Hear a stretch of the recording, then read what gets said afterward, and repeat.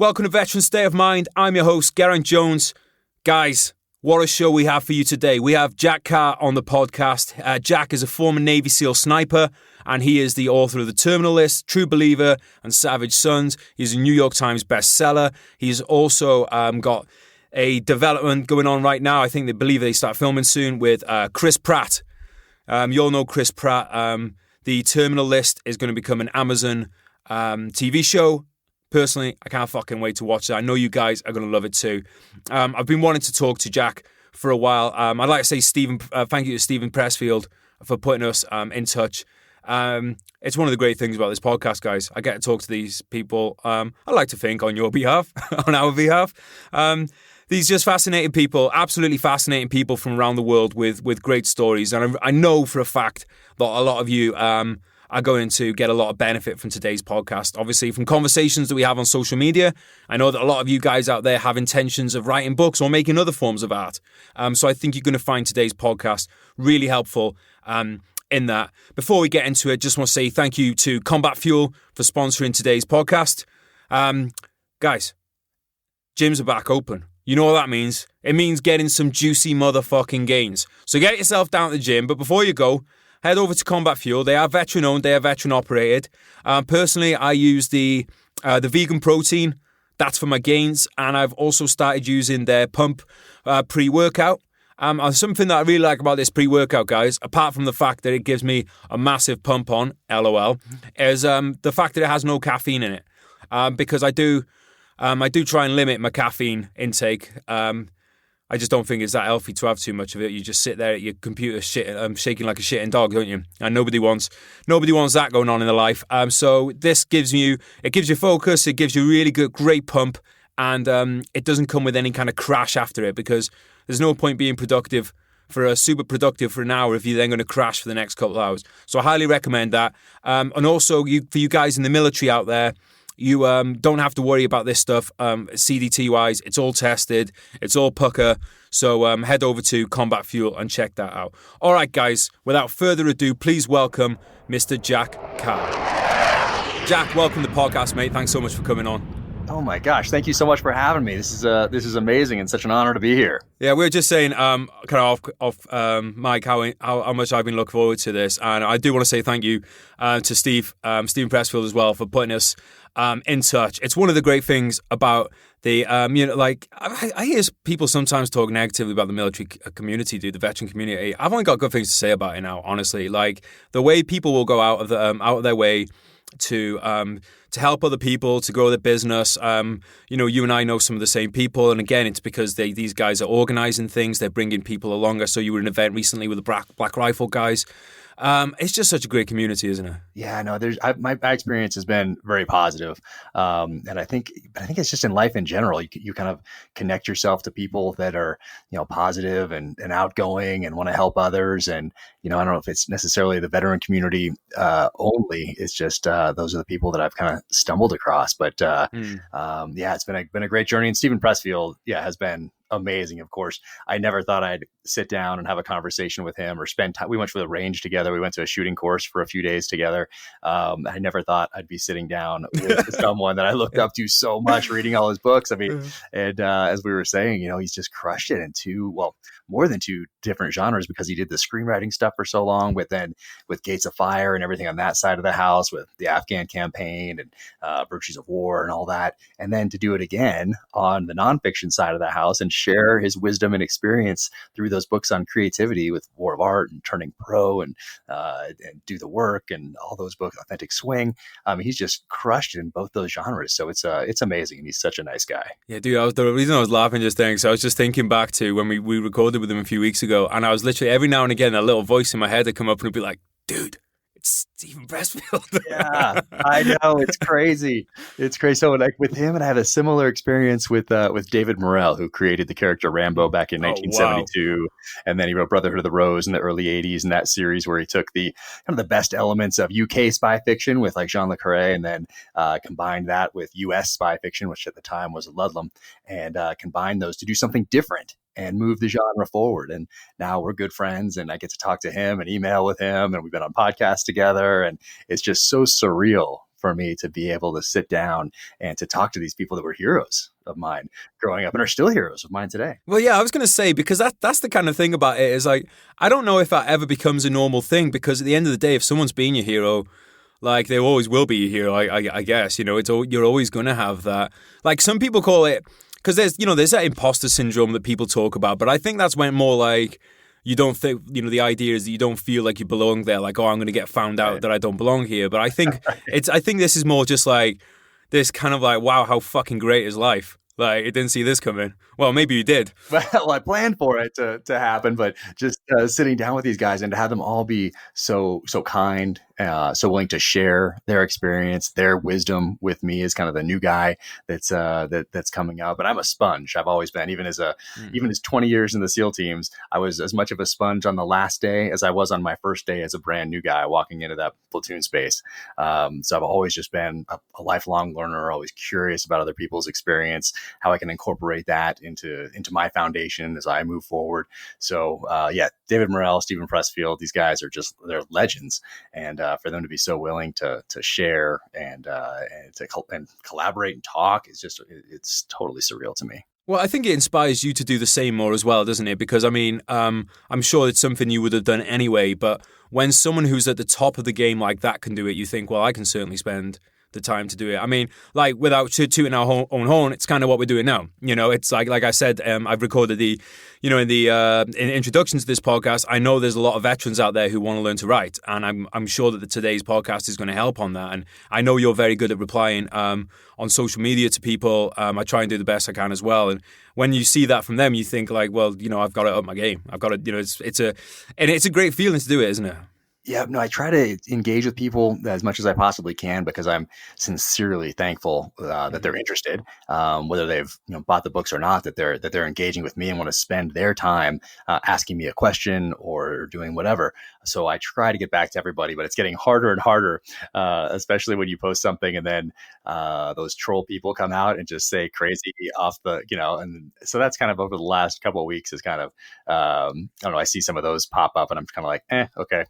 Yeah. I'm going to move on to my next to my next assignment here, but I try to get back to as many people as I possibly can because, like I said, I'm so thankful that that people are interested, and them being interested allows me to do what I love, which is writing, and that's what I've wanted to do since I was a little kid. So, so that engagement really helps, and I sincerely appreciate it. So you wanted to write from the kid, then? Where did you grow up? Like, can you fill us in a little bit about, kind of give us the 10,000-foot view of your childhood? Yeah, so I grew up in Northern California. My mom was a librarian, and so we grew up surrounded by books. I never remember Literally. a time. Yeah, exactly. So there's never been a time when I've not been surrounded by books, to include today, to include my time at the SEAL teams. Every time we moved, we had all these boxes of books that would just go with us, even on deployments. Even after Kindle came out, I continued to take, not a Kindle, to take physical books downrange with me. Same. Just because I have to have that physical, visceral reading experience, just because that's how I grew up, I guess. And I'm looking at the screen so much for work anyway. I don't want to have that same experience, that work experience, translate over into what I really enjoy, which is reading and being a fan of the genre, and reading fiction and nonfiction, because growing up, there was hardly anything written about the SEAL teams. There was no internet, obviously, in the early to mid 80s.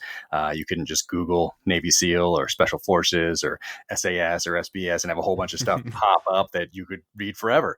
There was very little written about them back then. So with my mom being a librarian, I found out what SEALs were very early. I knew that I was going to join the military. I've never really thought about doing anything else other than writing.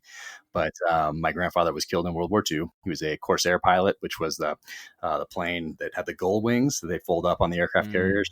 So he was killed off Okinawa in 1945 in May, kind of near the end of the war. But so I grew up with his black and white photos of his squadron, of his plane, his medals, the silk maps that they used to give aviators back then. So if you hit the water with a paper map, it would disintegrate. But these silk maps, they obviously could get wet. Oh. So I grew up with all that stuff, and I just grew up with him as my hero. And so I knew I was going in the military. And then I found out what SEALs were, and I was just drawn to that ground combat, to that that visceral, primal experience, and so wanted to do that. So we went down to the local library and did some research, and I found out just a couple things about SEALs because there was hardly anything written. And those two things were that the training was the toughest ever devised by a modern military, or so they said. So I read back then, and that they're some of the most elite fighting forces in the world. So I was like, all right, I'm in. That's what I'm going to do. And that was when I was 7 years old. But I continued to do my research, and all that research was through reading, both fiction and non. So I'm reading these guys whose protagonists had backgrounds that I wanted to have in real life one day. So I'm reading David Morrell, Nelson DeMille, AJ Quinnell, JC Pollock, Tom Clancy, because these guys were they were either like SEALs in Vietnam, they were special forces guys in Vietnam, they were some sort of CIA operative in Vietnam, and that was their background. And so I wanted that background too. But then at the same time, I was reading the nonfiction stuff, anything I could read on warfare, insurgencies, counterinsurgencies. And I have distinct memory of the 1979, 1980 Iranian hostage crisis. I remember Desert One, even though I was so young. I remember that being on the news. I remember Walter Cronkite ticking down the days that these guys had been hostages. I remember Princess Gate on your side of the pond. Oh, yeah. So I remember all those photos. And it really, at an impressionable time, when I was interested in the military, when I had found out about SEALs, and that kind of set me on my path. Dude, I think it's in one way, I think it was really cool the age that we kind of grew up in, because I feel like we're quite close in age. When we grew up, like you said, you had to go out looking for it, and it was like this adventure, like finding this stuff. I almost find like there's so much of it now that I don't think you ever truly value anything that's just like handed to you. And I think that there was like that real payoff of when you ended up in the military and you started doing what you'd read about, because you knew that you'd put in all that, you'd been following this treasure well, apparently I can't say that word, but the treasure trail of information, and it was so you'd find that, and then you'd find these obscure memoirs and things. It'd be fantastic. No, exactly. You had to put in the work back then. And if you were curious and you wanted to put in the time, and then one book would there'd be a mention of something in one book, and then that would lead to further research. But you had to get up, you had to ride your bike or go with your parents to the library. You had to figure out how to look up these books, take them off the shelf and either check them out or do your research while you were there, which would possibly lead to other books, magazines, articles, journals. And so, it was a great time to grow up. And of course, movies and TV shows of the era also reinforced all of that. You had, the 80s action movie and every single 80s TV show, starting with Magnum PI, which was really the first one to go into veterans from Vietnam dealing with PTSD and moving on and moving forward as productive members of society. And then every other TV show of the 80s, the protagonist had to have a Vietnam type background. And then, of course, all the Schwarzenegger movies, all the Stallone movies, all those movies growing up in the 80s just reinforced where I was going and why I wanted to go down that path. So it was a great time to grow up. I look at my kids today and kind of worry that they, there's all these inputs, and we had video games, but it was an Atari 2600. So you couldn't really spend all day, all night doing that because you just get bored. So you could spend a little bit of time on it, but that's about it. But now there's just so many inputs for these kids, and it worries me. And for me, being a lifelong reader, to see my kids not taking to it the way that I did, I'm thinking that maybe their entry into reading will be through audiobooks. Yeah, just because of podcasts and music and everything else that all these other inputs that they're getting. I think that's kind of going to be their gateway, but I'm not sure yet. Yeah, and the thing about the computer games, like you said, I had the computer, but the difference was when it used to be these structured levels, it was such a narrow field about what you could do, and you either completed the level or you didn't. But now it's just these endless loops. There's no, you're not actually completing a game. You're going and doing the same thing every night, essentially. And then they're coming in, they're like, Dad, I can buy my way with this gold if you just give me $7.99. It's just crazy. They really get you. Yeah, and it's addiction. I saw it recently with I was staying with one of my friends recently, and he's got a young kid and he's going through this whole dilemma because at the one point he doesn't want to be back in my day, but on the other hand, you see this kid and he's having been an addict myself, I can see addiction in people very easily, and these kids are addicted to the computer games. Yeah, no, absolutely. Joe Rogan just posted a picture of a book, and I ordered it yesterday. And I forget the name of it right now because I just saw his little description and ordered it immediately. But that's exactly what it's about. So I'm looking forward for that to show up, and I'm going to read it. I'm going to give it to my wife, and then we're going to talk about maybe putting in some more barriers or some limits. To what our kids do. I mean, they get outside a lot. So we're here in the mountains, and they're skiing and snowboarding and mountain biking and all those things. But as soon as they're home, they're not going right for a book. Yeah. Well, just to digress for a second, because I did want to talk about where you live, which I think is one of the most beautiful parts of the world. I absolutely in love with Utah. Oh, thank you. Yeah, got out of the military in 2016, did 20 years. And when I got back from my last Iraq deployment a few years before that, I kind of picked my head up, and I wasn't going to be taking guys downrange anymore. Wasn't going to be kicking doors in. Wasn't going to be leading guys tactically on the battlefield anymore, just because of the rank that I had. So I picked my head up and looked at my family and was like, okay, we had at that point, it was like a 16, 17 year run. And I was like, all right, it's time to get out and take care of my family. And so finished up my 20 years there in Coronado, California, right off San Diego. And then we stayed there for a little while after I got out, about a year, and just kind of figured out our next move. But it was important to us that we make a physical and psychological break with the military, just because Coronado, California is just so SEAL centric. Sure. The base is there. All the 4 SEAL teams are there. The BUDS training is there. Everything in town is kind of geared towards that.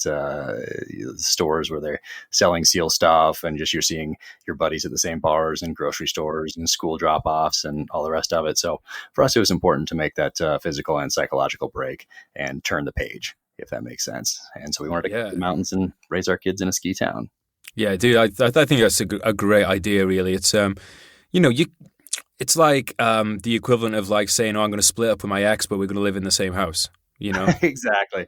It's a great experience. 20 years was a good run. But I didn't want to live back there. I saw so many guys that had a hard time making that transition when I really started looking at it during my last couple of years in, when I wasn't getting ready to go downrange, just kind of getting ready to transition. And I saw these guys that stayed in the same place, kept going to the same bars, the same schools, stayed in touch with everybody. Hey, when are you going? When is so-and-so going on deployment? Hey, what happened downrange? And you're just so connected to it because physically you're right there and you're seeing these guys all the time, and they're calling up and trying to give your new friends on the outside tours of BUDS training, which is a popular thing to do. And I just saw that, you know what, this probably for me anyway, it's not the healthiest way to go about this transition. I had a solid run. It's obviously a huge part of who I am, but it's not the only part. It just kind of helps me as I move forward. I take the lessons. Hopefully I learned something over that 20 years. And then I apply that to how I move into this next phase of life. But I don't live back there in those 20 years, although it is a very important part of who I am, if that makes sense. Absolutely, mate. I totally understand. And, it's almost like, I always feels like it's almost like the worst of both worlds, because like, yeah, you go to those bars and things, but as a warrior, it's horrible to know that like those guys are going off on deployment and you're not. That sucks. Yep. And so it's like you're not getting either. You're not fully immersing and getting the most out of your new chapter in your life, and you're not getting what you had out of the old one. So it's almost like deliberately torturing yourself. Exactly. It's so tough. And then some of those bars in and around Coronado, also, we kind of put the pictures of the guys that have been killed since 9/11 on the walls. So, you're seeing those guys, you're seeing those buddies, and you're just there. You're just living kind of with them, with those ghosts. So anyway, I took note of that and made a deliberate decision to physically move up to the mountains. And for us, it's been a great move. We love it here in Park City, Utah.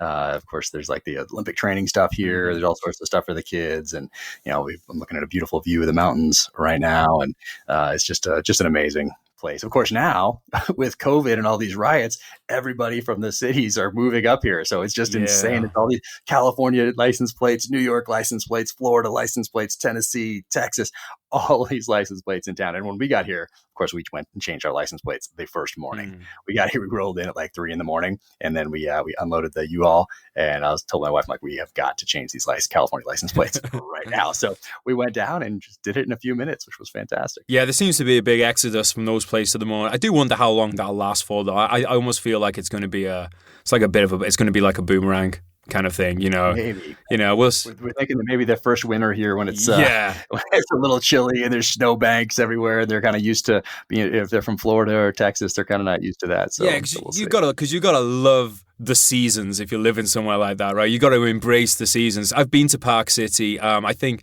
remember if it was like November. I think it was like November probably. It was fucking cold. I'll say that. Yeah, it can definitely be a shocker, especially if you're from one of those other places. But yeah, it's crazy because I mean, a lot of people are realizing that they don't need to live in these cities, or maybe if they're close to whatever their goal as far as a number was in finance in New York, maybe they're kind of coming to the realization that maybe my family is better off if we move out of here, and they kind of get used to it. So we'll see. I don't know. It's tough. I mean, I think you're right. There will be a boomerang effect for some, but others are going to probably stay. Yeah, it's I don't know exactly what the prices are like in Utah, but I mean, I've spent a lot of time in California, and I know there that you just move a few hours away to you just cross the state line and go into Nevada. You can live in a house for the price of living in a small apartment in California, and people I think this kind of, I do think there's a bit of a change coming in the way that we've just been like, well, I'll just take the job that pays more. But now people are starting to think a bit more about, well, hang on, I might be getting paid half as much as I get in the other place, but I'm actually going to have a better quality of life. Oh, yeah. And that was happening before any of this hit also. Since we've been here, Facebook bought a ton of property on what they call the Silicon Slopes, which is just a little south of here. Because of cost of living in California, and then people wanting to get out and mountain bike and ski and do all these things that you can do here. So they bought a ton of land. I think Google so a lot of tech was coming in, and then it's easy to get in and out of Salt Lake City. The airport there. So there was already this big move for people coming out here. But since COVID and since all these riots, man, house prices have skyrocketed.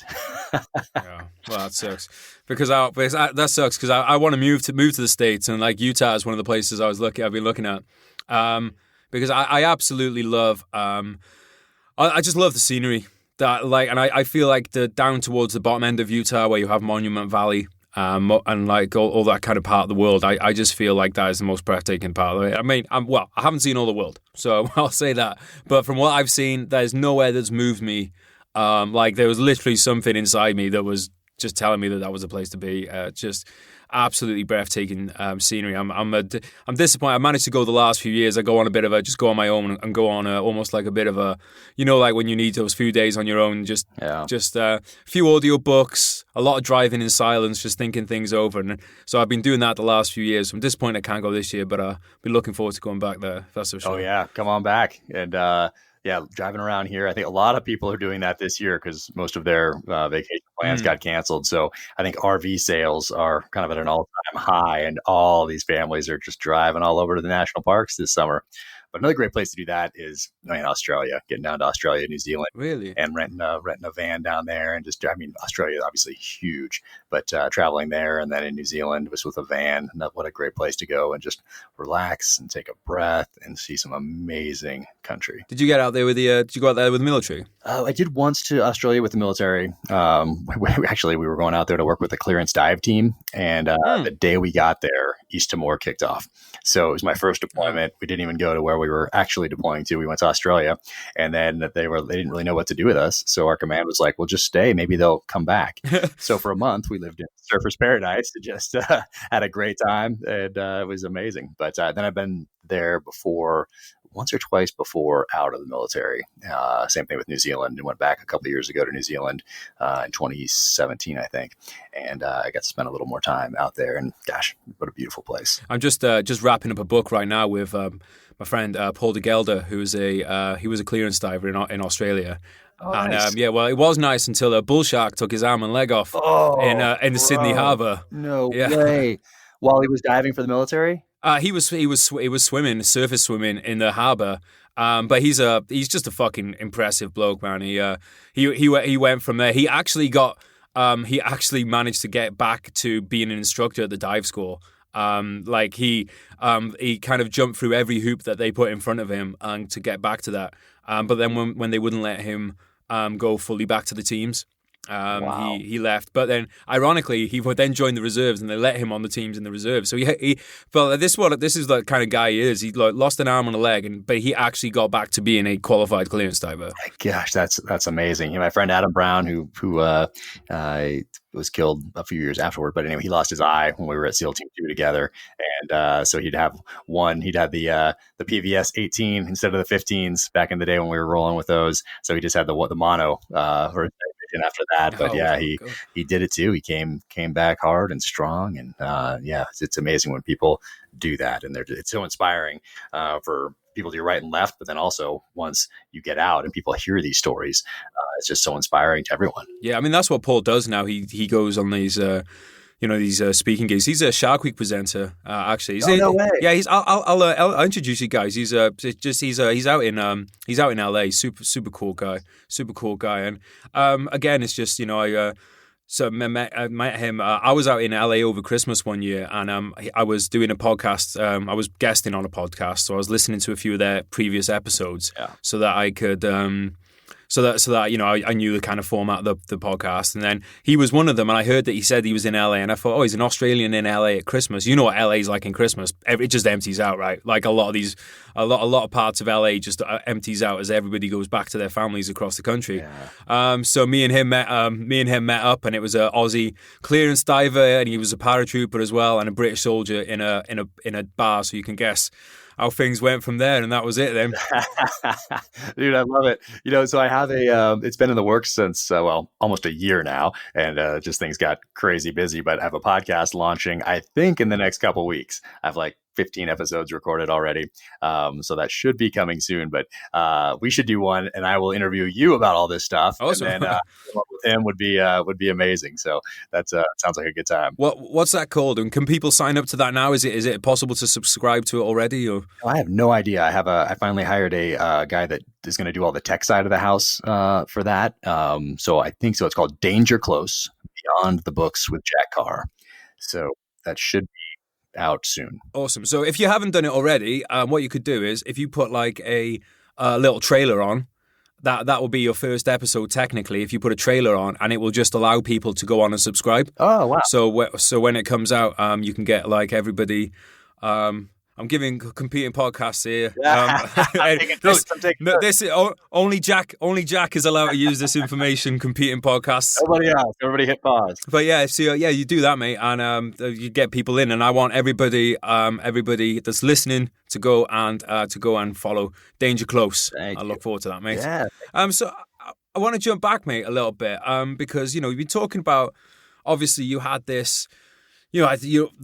Understandably, you had an interest in books because they were all around you. Do you think that you have something in your DNA that made, do you think that you would have been a storyteller and a story sponge, as you say, if it hadn't been for the fact that you were in that environment? Do you think it's something that was that makes it part of who you are, on a DNA level almost? I think so. I probably would have gotten to it a little later in a different environment. The environment I grew up in was obviously geared towards promoting books and reading and learning. So that was certainly helpful. But the two things that I wanted to do, which is serve my country in uniform and then write thrillers, were callings. I still feel like I was just called to do both those things. And I've had a lot of other options and opportunities to do other things throughout my life. And I never felt like any of them were a calling. Maybe it was something in the outdoor space, maybe. But all those things I did on the outdoor side of the house were all geared towards, in my mind anyway, preparing me to be a better special operations a soldier. So that's what I thought growing up when I was backpacking, or I was running a trail, or I was mountain biking, or I was, getting to a fishing spot, or whatever I was doing. Always in my mind, that was training for what I was going to do one day in service to my country. So both those things were calling. So I'm not sure. I think I would have been called to them regardless of the environment. that I grew up in. But who really knows? It certainly helped me get there a lot quicker than me having to search and find it on my own. Although, just having the books there, having that encouragement, having my grandfather's medals and his pictures from his squadron from World War II around. It's not like you had to open a box to get them. It wasn't like it was on the wall and I saw it every day. It was, something that my dad shared with me that I kept like in my room in a box type thing. So it wasn't like out there. And I just felt this calling to do both those things. And I've really never felt a calling to do anything else. It's one of the things I think is like, when you're a kid and you get asked in school, like, what do you want to be? Everyone has an answer, right? But then when people get older, you hear a lot of people saying like, well, I don't know what I want to be. And do you think that like maybe we all know that callings, but people talk themselves out of it. And then you get to this point as an adult where it's then so hard to kind of like to reconnect with it. Oh, yeah. I hear that all the time. And of course, I remember what all my friends said they wanted to do when they were growing up. And when we were 5, 6, 7, 8 years old, no one said finance. No one said, maybe one or two people said they wanted to be a lawyer if their dad was or something like that, or maybe a doctor if their dad or their mom was or whatever. But very, very few people actually went on to do those things that they said they were going to do way back then. And I never wavered. I just, for whatever reason, I just set my sights on those goals, and everything else really supported that journey. Of course, I considered other things. It's always good to have contingencies and fallbacks and that sort of thing. But I never really wavered from serving my country in uniform and then writing books like I'm writing now. But you're right. Yeah. And then a lot of people, I think, get to the age 40, 50, and they've done well in whatever industry that they went into. And maybe they love it, but they think back to being 5, 6, 7, 8, 9, 10 years old and what they wanted to do. I hear that from people all the time.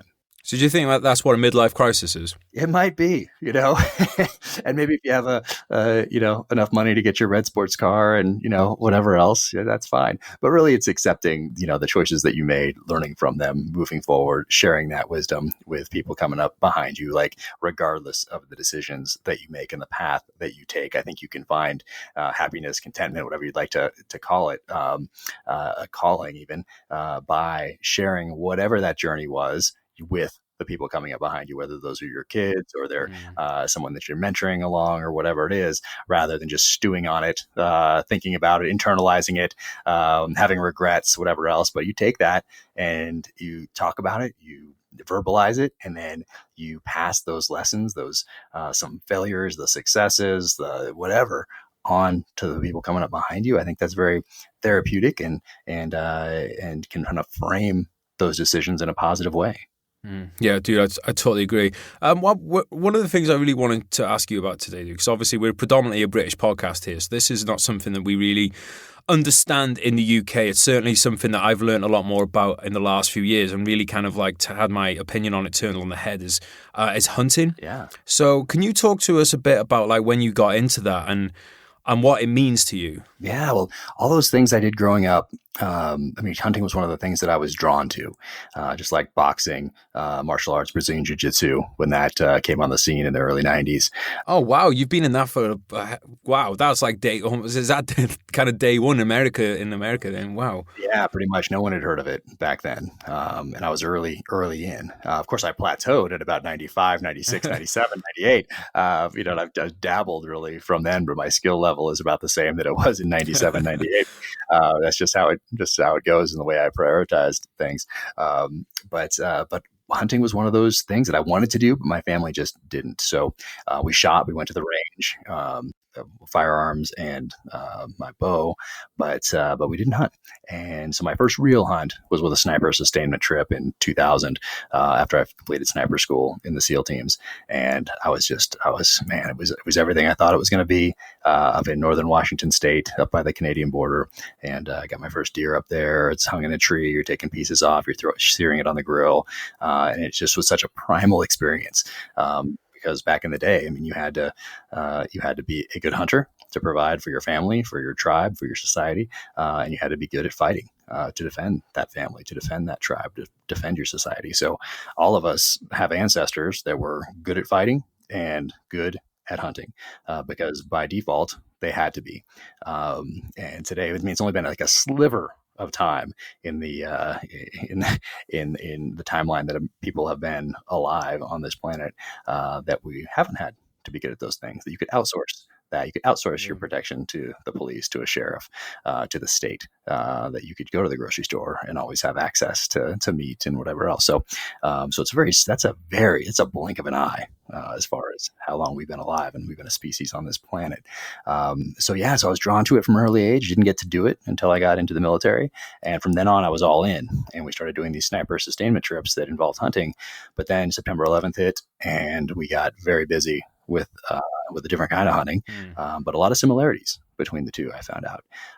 And then when I got back kind of near the end of my time in uniform, I went back all into hunting because my kids were at an age where they were showing interest. And so we played catch up. So I've been doing a lot of it over the last decade plus, I'd say. Yeah, it's something I find really interesting because it's not something that really goes on. I think there's some hunting that gets done in the UK. It's more like a lot of birds and things, but it's mainly, to be honest, if you're not from the upper class, you're probably not going to be involved in it. Got it.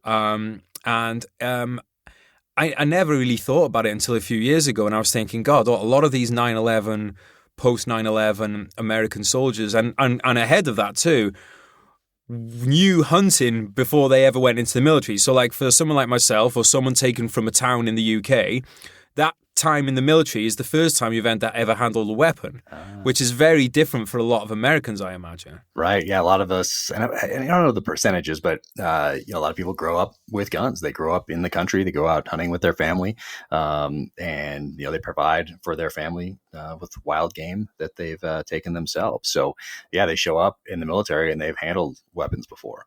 It's not something that's completely foreign to them.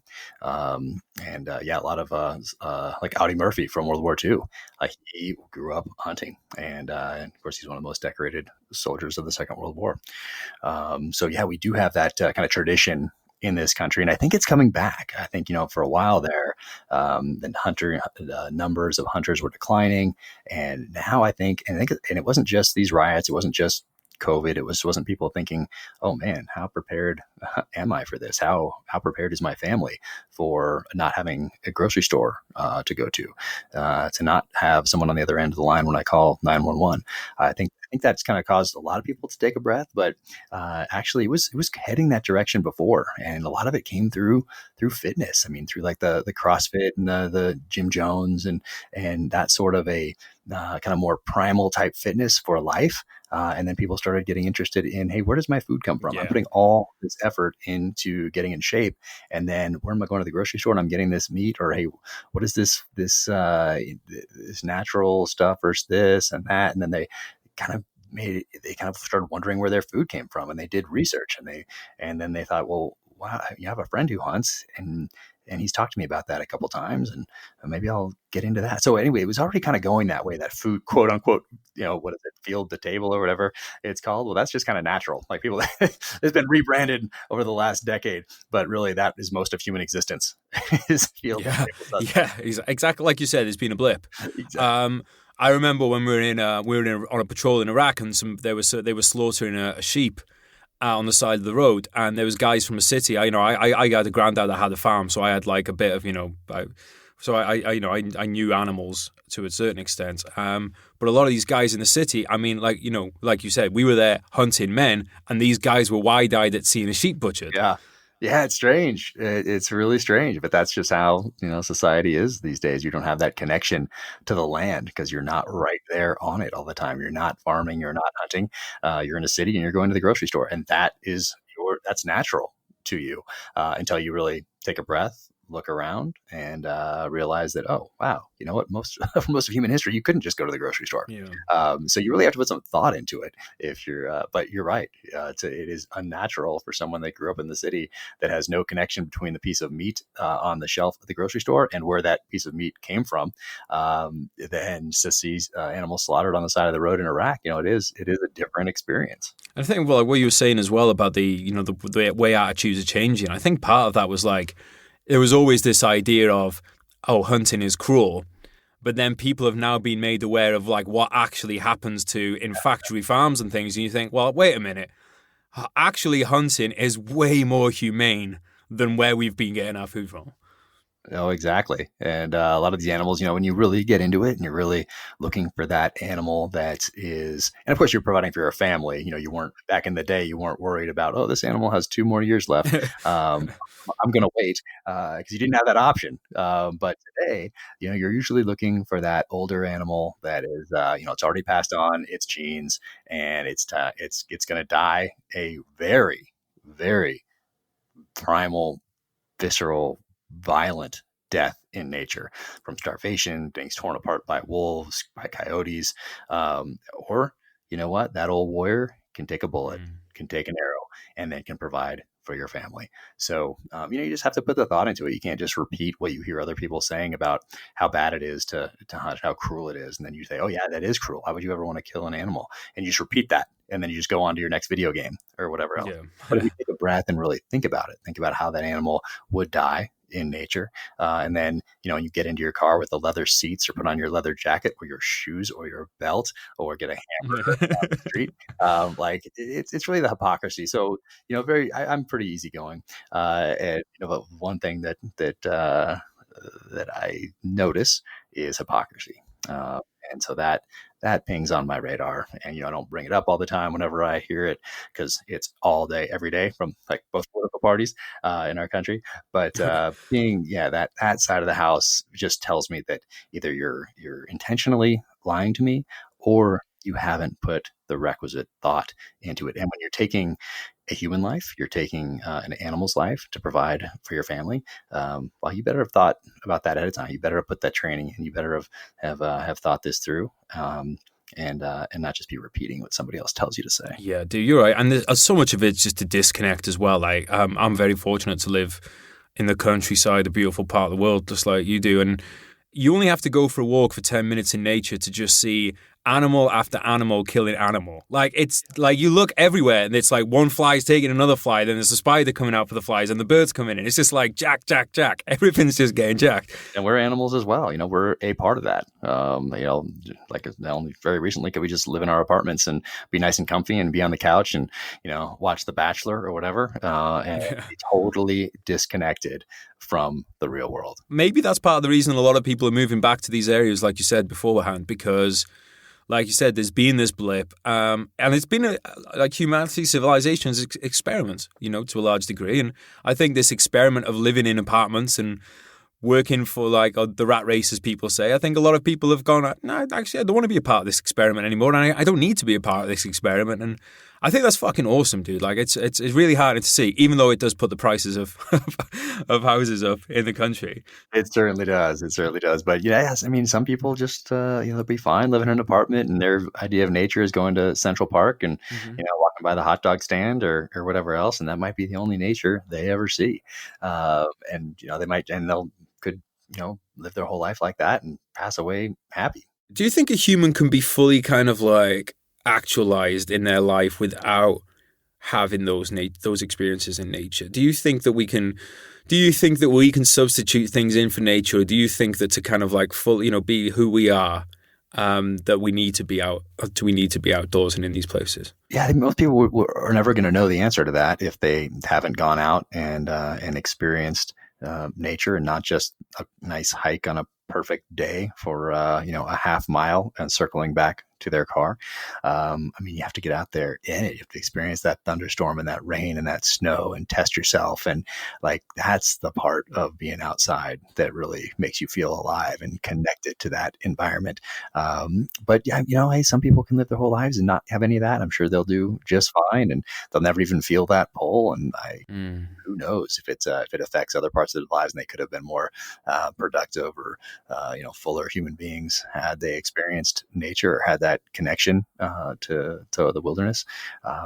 But man, most people are going to be like that today because they're going to get pulled into that office. They're going to get pulled in front of that computer screen, and they'll probably do just fine.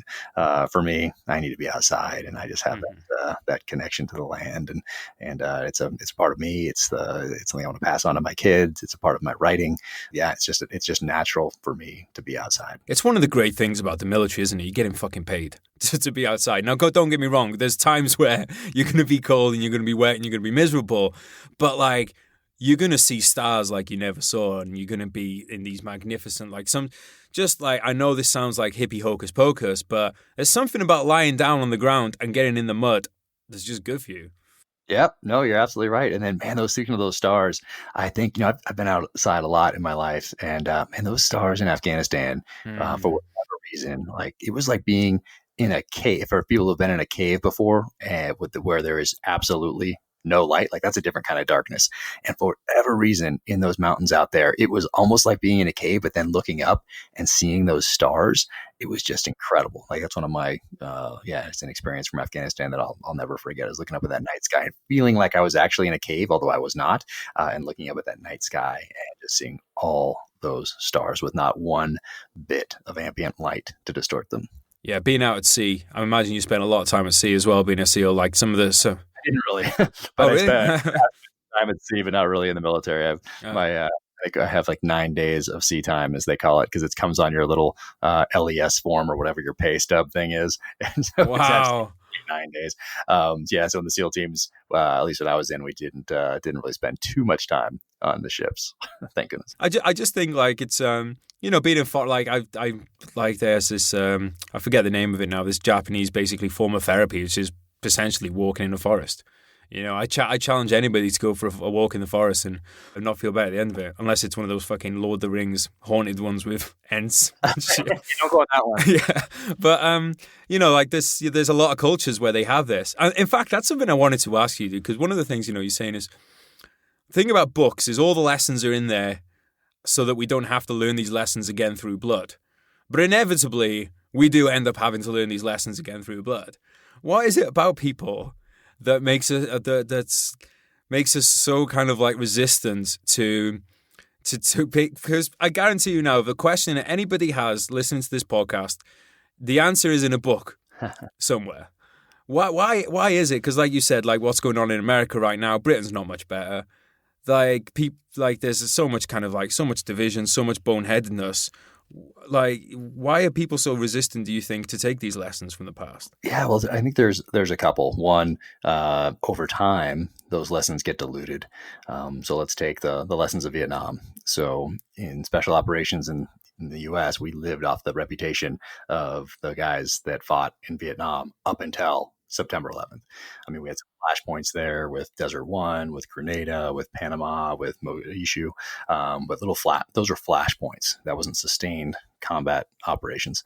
So those lessons just get diluted over time. They haven't been tested, but at the same time, your enemy is adapting. They're watching. They're seeing what you've done from Vietnam up until today. They're studying you, and they're adapting, which means you in turn have to adapt, because when you get thrown in to combat with those who have been studying you, by default, you're going to adapt at that time.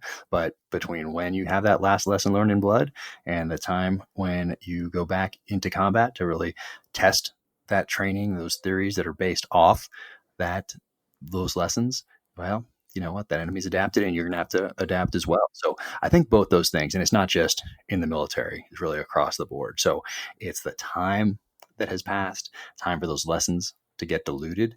And then it's those on the other side, maybe, that are adapting and changing and then attacking your position, those lessons. I mean, I've been revisiting 1984. I have it right here. Yeah, same. I hadn't read it since 6th or 7th grade. Yeah. And I remember certain parts of it, but I wanted to reread it based off what's happening today. And oh my goodness, I've got to get my kids to read this. On the podcast, I'll be talking about it. But it's amazing. There are some really intense passages in there that directly relate to what is going on today. It's all in a book. Yeah, dude, I have 1984 on my bedstand right now. I'm reading Michael Crichton, Eaters of the Dead at the moment. I've read that. I need to do that. Oh, haven't you read that one? Dude, it's cool. It's a good one, man. You'll rip through it as well. It's quite a short book. Very kind of like, it's just fucking hell. Let's take a minute to just say how amazing Michael Crichton was. Oh yeah. tip our hat to him for sure. Absolutely incredible.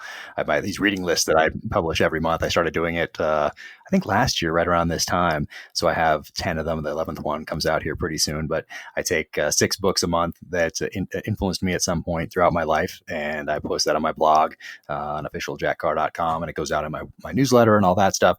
But it's not just like, oh, read this book. It talks about where I was when I read this, why it impacted me either as an author or as a leader in the SEAL teams or whatever else. It just gives a little bit, just my perspective on that.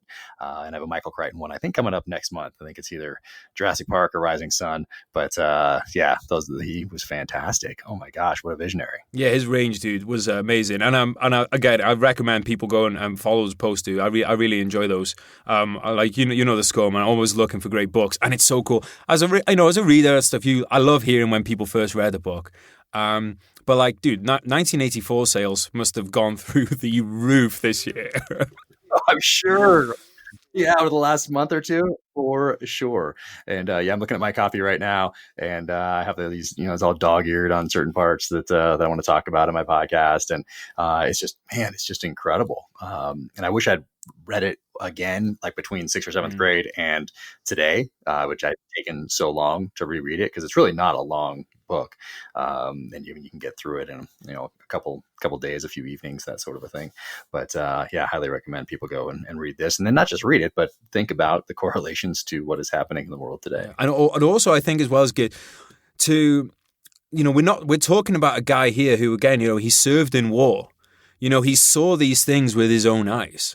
And I think that's kind of why you've been successful with your books as well, is because you've seen what you're writing about. And there's a thing with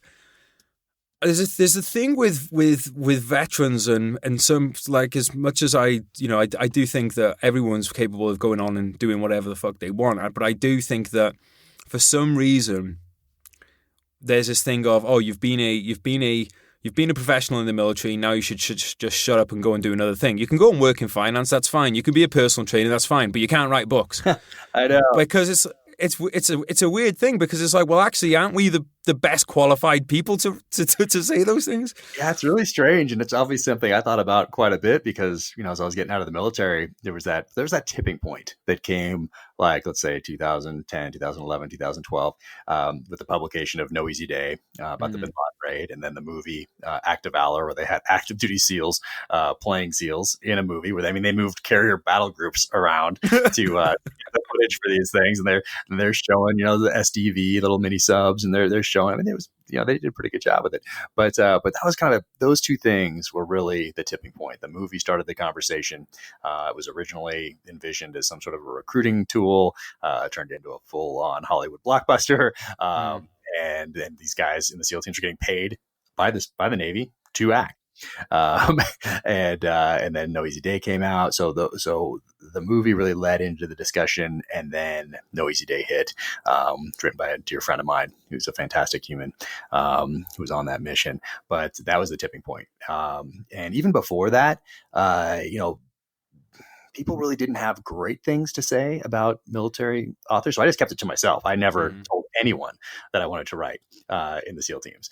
It was two separate things to me, although one definitely informs the other. So for me, they were connected, but I didn't want to give some sort of a false impression to somebody else, because it doesn't matter if you're writing fiction or nonfiction. To some people, it's just like book equals book.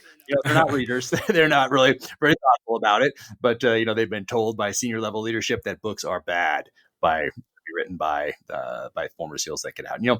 There are going to be good books written by former military people. There are going to be quote unquote bad books. And of course, this is all subjective, because it's a form of art. And so I kept it fairly close hold, but you're right.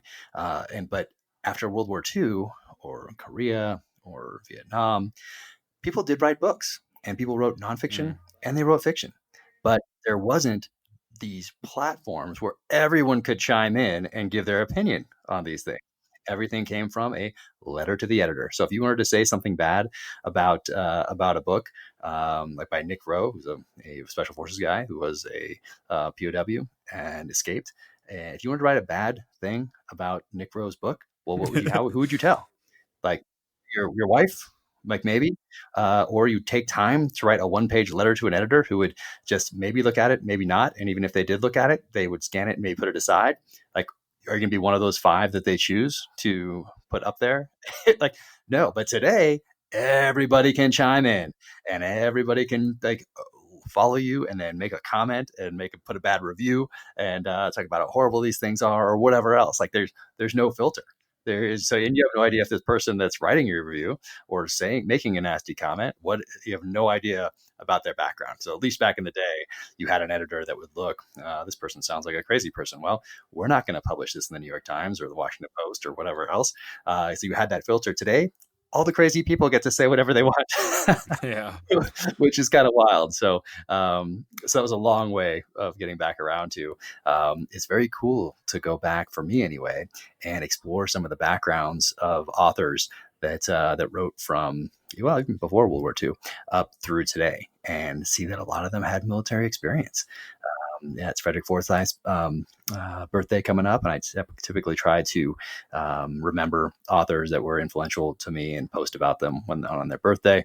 And like, so he had military time, like all these guys, Jack Higgins, like these guys had this time in the military, and I just love to see that and then talk about that in my posts. So we remember these guys because they moved the genre forward.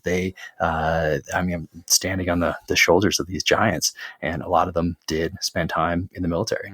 And another thing, mate, like we're saying about the lessons learned in blood, I almost feel like if you can write, you have an obligation to pass on what you learn.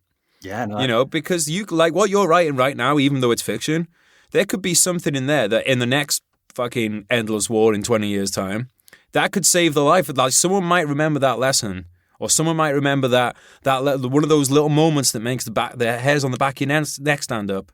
They might remember that moment. Someone like you could genuinely save a soldier's life in the future with what you're putting down. Yeah, I try to weave in, because it's very natural for me to do that, and I weave in leadership lessons. I weave in tactical lessons, and it's all fictionalized, of course. But I weave those lessons in, and I think that's really what stood out when I sent the book to Simon and Schuster. And I sent it off, put it in the mail, crossed my fingers. I think, and they see thousands of these things every year. And for this one to have kind of popped to them as different, I think what that was incorporating really those emotions and those feelings behind certain experiences that I had in Iraq and Afghanistan, and taking those and applying them to a fictional narrative, and then also weaving in those lessons, weaving in those leadership lessons, those tactical lessons into the kind of the flavor of the novel. And I think really that's what made it stand out, and also what made it resonate with readers. Yeah, well, let's talk about that a bit then. So when did it get to the point where you, it got to the point where, like, and actually, first things first, did you keep journals when you were, how did you keep like on top of all this? Was there journals when you were serving? No, but my dad asked me all the time. He's like, "Are you keeping a journal?" No, I need to. That was my standard answer. No, but no, all my time was spent elsewhere, was devoted to training, devoted to the guys, devoted to the mission, all that sort of thing. And I think it does probably help to keep a journal, but for me, I did not make the time to do that. I did not prioritize that on my list when I was in Iraq or Afghanistan or wherever else. It was just a full-on sprint all day, every day when I was there. So I didn't do that. I just knew that one day I would write. And I had this foundation from reading all these guys growing up, and continued to reading those guys. Like once I joined the military, Daniel Silva comes out in the late 90s. Vince Flynn comes out in the late 90s. Brad Thor, early 2000s. Mark Graney a little later on. So I continued to read in the genre as I progressed throughout my time in the military. That never left. Also continued to read all the nonfiction stuff that's out there to make myself a better operator. So I was always reading both. And all that kind of came together at the right time and place when I decided to get out. Took a breath and thought, well, what am I going to do next? My next thing is to write thrillers. And so I just started writing. But had I not been a reader my whole life, had I not been a fan my entire life, it wouldn't have been a calling, but I wouldn't have had this foundation from which to build. And I think it was really helpful for me to read these books at certain times growing up, because I had that magic. Like I still remember the magic of reading David Morrell's Brotherhood of the Rose one summer. I remember, reading Man on Fire. I remember reading Senator. I remember reading these books from these guys, these legends back in the day. So I had all that. I had that feeling, which is what I wanted other readers to get from my novels. So all that stuff really played in as I decided, okay, here we go. I'm going to write. And I sat down to do it. So all that stuff really came together at the right time and place. Dude, when you mentioned those books, then I think just to trigger the memory, then I think you and I have a favorite book in common, which is Without Remorse by Tom Clancy. Yep, it's coming out as a movie finally. Yeah, I wanted. Yeah, well, that's one of those books, mate, where I can remember where I first read it. Oh, I remember mine too. Yeah, like that's so cool. But you know what? That was like, we're hearing so much about sex trafficking and stuff at the moment. Like that was very much kind of the theme of that book. People being trafficked and put in those situations. He was a SEAL, right? The character in that. Exactly. But yeah, that meeting the woman that he does in the beginning of that novel, he's just back from Vietnam and he's looking for that next mission in life. And it gets handed to him. So yeah, that's what we all need to do, and that's why I think the second book, True Believer. So the first one was really all about revenge without constraint. At one level, at another level, it was about a guy who brings the wars from Iraq and Afghanistan and the tactics and techniques that the enemy used against us, brings those to home soil, to the front doors, really, of people that have been sending young men and women to their deaths for now close to 20 years. But the second one, True Believer, is really a book about transitions and redemption. And we're all on this lifetime journey. So it doesn't just have to be a military transition, because people in life are going to go through transitions, and we're all on a journey. And whether it's a divorce, whether it's getting fired from a job, whether it's leaving a job, the death of a loved one, like you're going to go through multiple transitions in your life, and you're going to get knocked down in life regardless. And your job is to get back up and keep moving forward. And if you do it right, the way you get back up helps inspire those around you. So I think that having the journey, and I took a little risk with the second novel with True Believer, because I didn't want people to say, hey, this guy's just a one-trick pony. He just picked up what worked in the first one, dropped it in China and just changed the location, but it's essentially the same thing. So I wanted to change that theme and have that theme of redemption, have that transition and that journey, because people are going through these things. And so I think that resonated with people as well. So yeah, each book has a different theme that I like to explore, and hopefully I get a little better each time. Well, and I'm sure, because I commend you for that, dude, as well, because I think it's not very easy, because it's still hard work, but it's to keep challenging yourself like that. It's makes it, I imagine, more fun for you too. Yeah, man, I put a lot of thought into these, obviously. I mean, as all authors do. But for me, I go back to my early days and everything that I learned from picking up that first thriller, or even just looking at my parents' bookshelf and seeing Ken Follett up there with Eye of the Needle, and like looking up there and like, well, one day I'm going to read those, or seeing the Ian Flemings up there, or the John Gardners when he took over the series, the James Bond series. So seeing those on my parents' bookshelf and not being able to read them quite yet, but then getting to that fifth grade, that sixth grade, starting to read those, and then discovering a whole host of authors that were coming onto the scene in the early 80s, in the mid 80s, in the late 80s. All those things are such great memories of that. And so I try to bring that to my writing as well. But all that helps,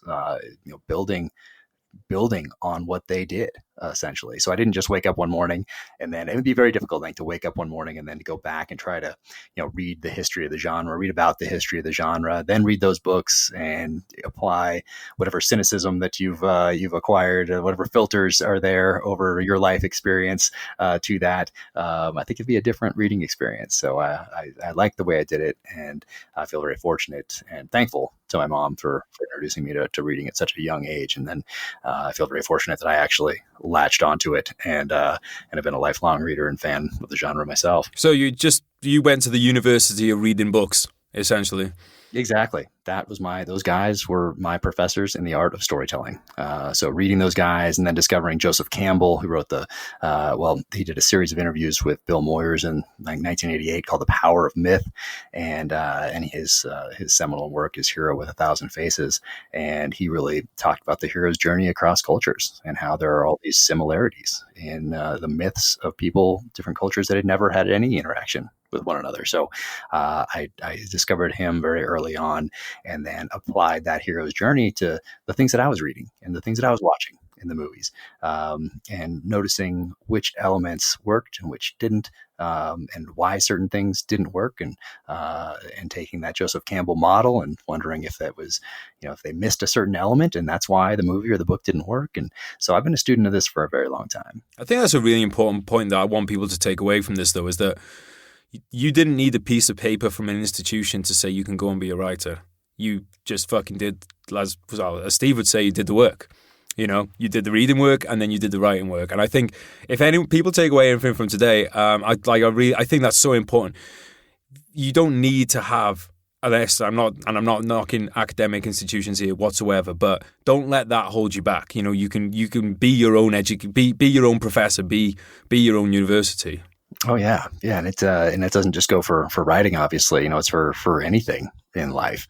I was just thinking about this yesterday or the day before. I was thinking about how today, I don't think I've ever asked someone, where did you go to college, or where did you go with your degree, and do you have a graduate degree? I look at what they've done, and their personal journey. Like, that's much more interesting and relevant than a piece of paper. And of course, now we have all these things in the news, like, how did these people get into these different schools? Back in, for a while there, you could just put your family's name on the new a new building, but then all these people in the States got in trouble for not putting the names on the building but paying anyway. So it's all so crazy. One of our newscasters, his father was a governor, and he got into a great school, quote unquote. But you don't need all that stuff. And I was just thinking about that the other night, probably because of that. I think that's what spurred my thoughts. They're talking about a certain newscaster and his dad being a governor and how he got into this school. And I was thinking about, hey, you know what? You don't need to do that. You can just get after it today. You can educate yourself. You can find a mentor. You can learn a trade. And if you're passionate about something, like, the information is out there to lay the groundwork for on the knowledge side of the house. All you have to do is put in the work. And then when you get knocked down, which you will, of course, it'll be a little bit discouraging, but is getting back up and applying the lessons that you learned going forward. Like, you can get knocked down and get up and continue to do the same things and get knocked down over and over again. That's possible as well. But taking those lessons and applying them going forward, so you don't make those again, and then knowing that, hey, you're going to get knocked down again here. That won't be the only time. And what you have to do is to continue to get back up, learn those lessons, and apply them going forward. And you continue to build whatever it is you're building. So it doesn't have to be just writing. I think it can be anything. All right, guys, we'll be back to the podcast in 1 second. I just want to say a huge thank you to the Royal British Legion, because without them, there is no podcast. Guys, they make it happen here. Believe me, and I'm being fully open here. Without the Royal British Legion, there wouldn't be a podcast. They make this financially viable. Basically, I'd like to be a lot richer than I am, but I'm not. And the Royal British Legion are covering costs for this podcast and helping it run. We really, really appreciate it. And they do a lot more than that, guys. They offer everything from financial assistance and advice to care homes. They've got it all going on. And one of the things that I love about the Royal British Legion so much is that they're not just interested in the day-to-day of our modern lives. They are interested in keeping alive the memories of those who have gone before us, which is so fucking important. It's one of the things we want to do here on the podcast, and the Royal British Legion do it so well. They do it through, obviously, the events that they organise. Not so much of those at the moment, unfortunately, due to COVID, but there is still a lot going on online, and you can find it all at rbl.org.uk or at Royal British Legion. I'll tag them up in everything, guys. Just follow the links in the notes, follow the links on my social media posts, and you'll find them on there. They're doing a lot of work to keep the sacrifices remembered, and we all say it, don't we? We will remember them, and we must remember them. The Royal British Legion are a huge part of that, so please go and give them a follow. All right, guys, thanks for listening. Let's get back to the podcast. So, Jack, one of the things I'm really interested to know is because I don't actually know that many authors, and I'm really interested to know about how you how you got into it and how you found the experience of writing. So could you talk us through what was it like when you finally sat down after the SEALs? Yeah. You sat down, you said, right, I'm gonna write a book. How did you go about basically making? Because we're talking about you're an expert. You're one of the world's experts in hunting bad guys How did you go from that to getting a book deal? Yeah. So, well, first off, speaking of book deals, the first book, The Terminal List, and I think the second one, True Believer, is now with Simon and Schuster UK. So I think both of those first two are over there. And I got an email this morning with the cover of Savage Son, because the covers are a little different. So they're done a little different nationally. So I think Savage Son, the third one, is coming out soon over there. I think, but had a great conference call with Simon and Schuster UK last week, and they were so fantastic. Oh my gosh, it was so amazing. We had the Zoom call up, and everybody's on there, and they're asking questions, and they've just been incredible. So, so Simon and Schuster UK, amazing. But for me, process wise, so I started writing that last about year and a half that I was in, because I'm fairly certain it's similar with you guys in that when you drop your papers in the military, you all of a sudden go in a different pile, and your job then becomes to get out of this gigantic bureaucracy. So it's medical, it's dental, it's getting read out of these different top secret program type things, waiting in line, signing papers, turning in gear, all the things you need to exit the organization. So during that time, I had time on my hands, and that's when I started writing. So by the time I got out, a couple months after, I was ready to submit. So this is going to sound strange, because we just talked about how you can educate yourself these days. You don't need that piece of paper from a university, all that sort of thing. But I think you can do that also too much, and eventually it becomes, not maybe subliminally, it becomes an excuse not to sit down and do the work that you're training to do by your research and everything else. So for me, I read Stephen King's On Writing. I read David Morrell's The Successful Novelist. I read all of Stephen Pressfield's books on creativity, The War of Art, Turning Pro, Authentic Swing, all those. I read them once, and then I put them on my desk within sight of my computer. And things that I got from listening to Stephen Pressfield, and now that we're friends, I misinterpreted something that he said on the Joe Rogan podcast, and I'm glad I did. And what I took from the podcast was that he would take a yellow sticky and write the theme of his novel on that in one word, and he'd put that next to his typewriter. So that's what I heard anyway. So I wrote it, and I put it in a yellow sticky, and I put it on my typewriter, or my MacBook Pro. And now that we're friends, I know that what he really said was he was telling a story about someone else, a right, who for his plays would write a single sentence down that kind of encapsulated the theme of the play. So I'm glad I misinterpreted it in my head. I wrote revenge down, and I sat down in front of my computer, and I thought, process wise, I thought initially that it was just going to be one of these, a book that someone can grab on a vacation and have a good read and that sort of thing. But as soon as I started typing, I realized that it was going to be a very therapeutic experience for me, because I was revisiting these things that happened in Iraq and Afghanistan, taking those emotions and applying them to a completely fictional narrative. And that really made the emotions that the protagonist is feeling, it makes them feel real, raw, and authentic. And I think that's one of those things that really stood out to Simon and Schuster when they read it. But process wise, so I read all those guys' things. So Stephen King's On Writing is fantastic. It's like an autobiography, really. So none of those books really tell you how to do something. The Successful Novelist probably comes a little closer, but I didn't really take those kinds of lessons from the books. Really, what I took from all of them was, hey, you have to sit down and write a novel. Like that's what I took from all that. And you have to do the best you can. So that's what I did. And I wrote down before I started, well, I guess this is the start, 6, 7, 8 different ideas, like 1-page executive summaries, essentially, of different ideas that could turn into the first novel, essentially like what you read on the flap or the back cover of a book. So had 6 or 7, 8 different ideas, printed them all out. So I had them visually separated. And then I chose the one that I thought would be the most primal, the most visceral, hard hitting out of the gate. And I really wanted to write Savage Son, the third one, first. But I knew the characters weren't quite ready to explore the dark side of man through the dynamic of hunter and hunted, which is what that third novel is really about. So I knew I had to get them to a certain place first in order to explore those themes. So for me, growing up, I loved watching movies about revenge. I loved reading books about revenge. And I think a lot of that is because today, you can't, if you don't get your promotion at work, or somebody cuts you off, or what in traffic or whatever, like you can't do what you might have done 300, 400 years ago. You can't just go out there. You can't have a duel. You can't, whatever. So, but in a movie, you can see somebody get away with it. And you can see in a book, it feels good that somebody, the underdog, somebody that's just been beat down or whatever, life's unfair, something's taken from them.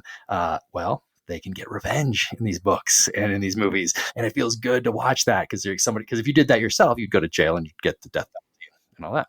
So I chose for that reason, because of my experience with those movies and with those books growing up. That's the one I decided to go with first. So once I decided on that, I took that 1-page executive summary for the terminal list and I turned that into an outline. The most important part of that for me was that if I got to a section on that outline as I was thinking through this story that stumped me, that I thought, oh man, the reader's not going to believe this, or how's he ever going to get out of this situation, or I don't know what to do here. Well, I went around it. I went over it. I went through it. I just went on and I continued the outline, and knowing that over the next year, I would be able to figure this out. Very similar to the way I'm solving problems on the battlefield. I'm identifying gaps, capitalizing on momentum, like all taking advantage of emerging opportunities. Well, same thing on the pages of a novel, but if I screw it up, the consequences are much less dire. No one's coming home in a body bag, and I have time. I can sleep on it. I can think about it. These ideas can percolate. But I'm doing the same kind of aggressive adaptation, but I'm just doing it on the pages of a novel, and I have some time. So I didn't get to a point in the outline where I was like, you know what? This doesn't make any sense. I'm not going to be able to, no one's going to read this and then lose steam. So I never got that. I just got to a point where I don't quite have this figured out yet. Well, I continued, knowing that I would solve this problem over the next year. So I got that outline to kind of as good as I could get it. And then I started writing and just checking off each section of that outline. And then as I wrote, I realized, you know what? I to explain this a little better, I'm going to need another chapter here. Or this character needs another chapter in order to explain what's going to happen later. So that's the way I did it. And that same process is the way I did the second one and the third one, and right now the fourth one. Dude, you said there's so much good stuff in what you just said there. I just want to really kind of hammer home a couple of points of it to people, because I think this can go for a lot. This isn't just books aside. I mean, I'm loving this because obviously I'm a book dweeb, but this can go for anything. This could go for gym or whatever. And one of the really important things I think you said then is about that, you've just got to fucking write, basically. And to, put this into military terms, it's like you can go through all kinds of different ways of clearing an enemy bunker, but you're not going to, you could be like, oh, now we're going to learn this type of crawling and we're going to learn that kind of crawling, which is a lot of those books you find out there about how to write a book or how to get fit and all this stuff is basically that when you break it down. When you get down to it, if an enemy position needs clearing, you've got to get in that fucking position and bayonet some motherfucker, is what it gets down to. And people can get too caught up in these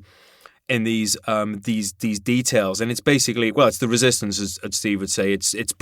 You're just putting things off, and then that's the second thing I want to come on to. You gave yourself a timeline. You gave yourself a definitive deadline.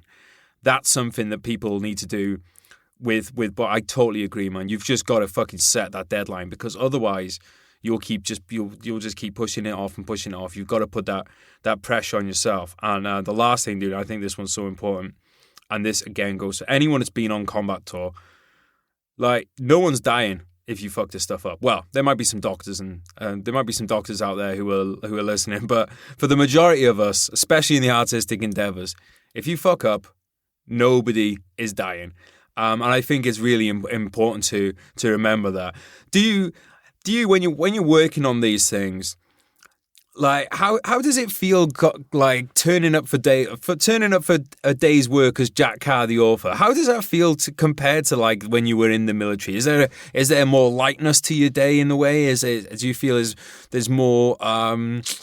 Is it the like a how to put it? Like there's like limitless kind of possibility. How do you feel when you turn up for work as an author every morning? Yeah, it's a great question. So in the SEAL teams, I loved going to work. I loved getting up and going in, and no matter what we were doing, because I was always going to learn something.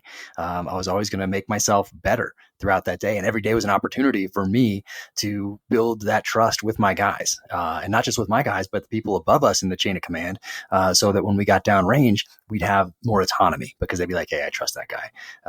And so every day was an opportunity for me, and it was a full-on sprint each and every day, to capitalize on those opportunities, to learn something new, to get us to the next level as a team, no matter what we were doing. So same here. So that was a lot of leadership, though. That was a lot of, I guess, I mean, there's pressure here because there's no one to blame but myself on anything. But as a leader in the SEAL teams, you're taking all that blame anyway, whether things, when things go south, and when things go right, you're taking that and you're giving credit to the guys who deserve it. Like you're pushing it down. But today it is nice not being in a quote unquote leadership position. Like it was a good 20-year run of doing that. But not managing those, personalities and all this other stuff. Like it's nice to just sit down in front of the typewriter and go into this other world that you are creating. You're not really depending on anybody else as far as the writing goes, and you're not really depending on anybody else in building the platforms that authors didn't have 30 years ago in order to build their readerships. So with Instagram and Facebook and Twitter and YouTube and everything else, there are ways to connect with readers and to build your readership that you couldn't possibly have done in the mid 80s and the mid 90s, and up until really this time. So this is one of those opportunities that I look at as a way to build a readership, which allows me to do what I love, which is sitting down in front of this MacBook and writing. So I absolutely love doing that. But yeah, it's a similar feeling in that I loved going to work in the SEAL teams, and I love sitting down in front of this computer and typing away and solving these problems on the written page, and knowing that where did I get to yesterday? Okay, so I'm reading that last chapter that I did yesterday, and then like right after we're off this podcast, that's what I'll do. I'll go down to our guest room and I'll read what I did yesterday, and then I'll continue on from there. I'm right at the end of a chapter, and typically it's about 2 days per chapter, one to write it and just get it out there and do research as I'm going, because I don't want to forget and put like a placeholder in and then somehow have us like with the editor miss it. And then it's like, oh man, that was a placeholder and ended up, I never did the research. So I'm doing research typically as I go, writing that first draft of a chapter. Then the next day I sit back down, read what I did the day before. I've slept now and I have fresh eyes, and then I'm refining. So I'm refining. I'm looking for word repetition. I'm confirming maybe a couple things if I sped through something and just put a couple X's in there. So I'm making it more of that final draft. And then boom, I go to my outline. I highlight that section of the outline in red so that I know that I've done it visually. And then I move on to that next chapter and try to bust through that next one. So really it's about 2 days of intense writing per chapter. That's really cool as well, what you said about putting the X's in. I think that's very important for people. Again, this just applies to so much that, you can hit a roadblock and that's fine. And it's just like, it's like, just fine. Okay, like fix that later. Just keep moving, keep the momentum going and come back to it. Don't let it derail you. With outline then, this is a question for myself because I'm super interested in this stuff, obviously. How much depth are you going into on the outline? Are you doing chapter by chapter outlines, and what goes into your outline, and how big of an outline are we talking for the book? Yep. So I have a computer that's dedicated just to writing. Actually, it's over there in the corner. I'm looking at it right now, so I could go get it and pull it up. So nothing else happens on that computer other than writing. There's no distractions with email popping up. There's none of that. So it's two separate machines. But everybody does that outline different. I know Kyle Mills, who took over from Vince Flynn writing the Mitch Rapp series, his outlines are almost books in and of themselves. And he's just going up and he's just kind of taking each one of those parts of the outline and turning it into a full sentence. So that's one way to go. So mine is definitely not like that. Mine is between, let's say, 3 and let's say 10 sentences that really explains what I want the reader to get out of that chapter. So this happens, this happens, this happens. It's as deep as I need to go, but it's not more than 10 sentences. I'd say probably about an average of 5 or 6, I would guess, for each part of that. And it's and so it's really just a brief synopsis of the chapter. What I want to get in there, and I break it so far anyway up through this 4th one that I'm working on now into 3 parts for whatever. I mean, the 3-part story arc that was very natural for me to do. And I have a theme that encompasses each book. But yeah, that's pretty much it. Each chapter, I don't know, 5-ish, 6-ish sentences, sometimes a little less, sometimes a little more, depending on what the chapter is. And then as I'm writing, I'll realize that, oh, you know what? I really needed something else to go in here. And then I'll go back to the outline. I'll add it to the outline so that I have that visual representation of what's there, and I can highlight it and turn it red, knowing that I've done it. Or if it's not, I go back and I add a chapter 3 when I'm already at chapter 60. Well, then I see that it's not in red, just in case, and I can go back there and visually say, oh, geez, I meant to do that. I didn't do it. Time to jump on that. So that's kind of how the outline works, and it's been very helpful to me. That process for me has worked. And I'm always trying to refine, always trying to get more effective, always trying to get more efficient. But these days, it's really about finding quiet time. And I know a lot of people can write in coffee shops or whatever. Malcolm Gladwell, he grew up in a newsroom where there was still typewriters and it was noisy and people were shouting and all that sort of thing. They had to hit their deadlines. And so he likes that. He gets energy from those coffee shops where he writes in New York. For me, I like it quiet. So I don't need really anything else other than a quiet place to write without interruptions. That's the other key. And that's the hardest part, especially with today. There's so many ways to get interrupted today electronically. And then as a husband and a father, especially being trapped inside during COVID, there are a lot of other ways that you can get constantly interrupted as well. So really, it's a quiet place for me, and it's turning off my phone, put it on airplane mode, or put an auto response on there. I started doing that recently. So because I'm always worried people are going to think I'm rude for not getting back to them, so I did that auto response where it says, "Hey, I'm writing. Get back to you in September." So it gives me a little bit of an out. But that's all been very key to me. No, I think the thing with I get where you're coming from on that, because I spend a lot of time on my phone on airplane mode too. And I heard I know you've done a podcast with Ryan Mickler. I really enjoy his podcast, and he said on the guest Andy Frisella we had on here as well, said busy people get busy people. And it's just, people know you, your friends know you, they know you're not being an ass, but it's tough. It is, because there's that voice in the back of your head that's saying, oh, people think you're rude. And it seems like, but that's resistance, right? That's Steve's resistance. Yeah, it's a self-imposed one based on wanting to be polite and helpful, and all those things that just are natural to me, but also are impediments to doing the work that I need to do. Yeah. So I found that very helpful. But it's the interruptions that kill you, no doubt about it. So after we're done with this podcast, I'll go downstairs and I'll have that machine that's dedicated just to writing, and I'll close the door, put on the auto response, and I'll finish up what I was doing yesterday. Yeah, and that's a great idea too. I'm very lucky, mate, that I'm living in Wales. I can't even get Wi-Fi upstairs, so my computer by default is a typewriter. Awesome. What's your favorite part of?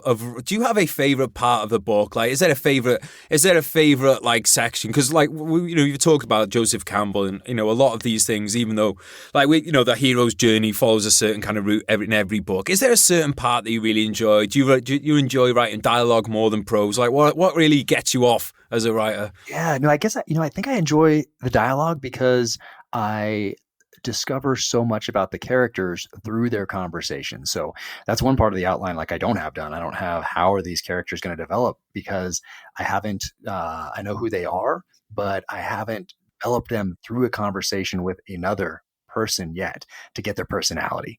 I know their position, let's say Colonel, United States Army, maybe that's it. And then I start writing, and I learn about the character. Then I figure out their personality. And so I do really enjoy that piece of it. But also on the prose piece of it, when I get emotional as I'm writing, I know that I'm on the right track.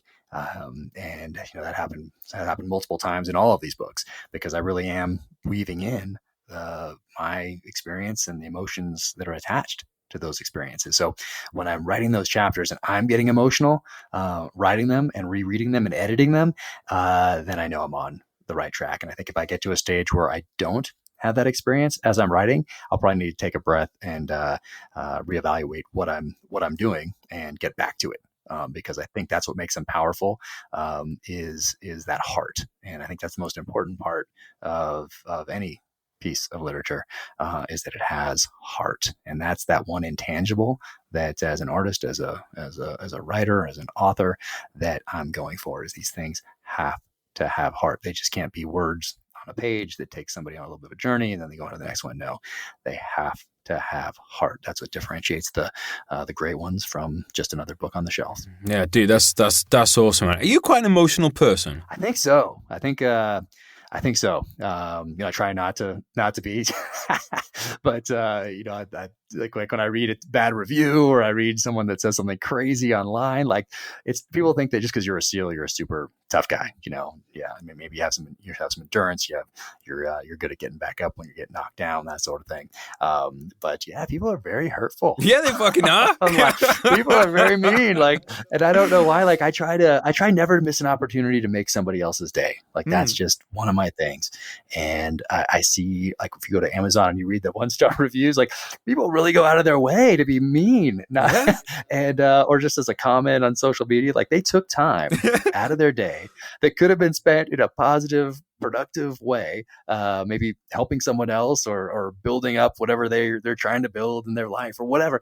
But they chose to take time and write sometimes 4 paragraphs, just really mean, nasty stuff.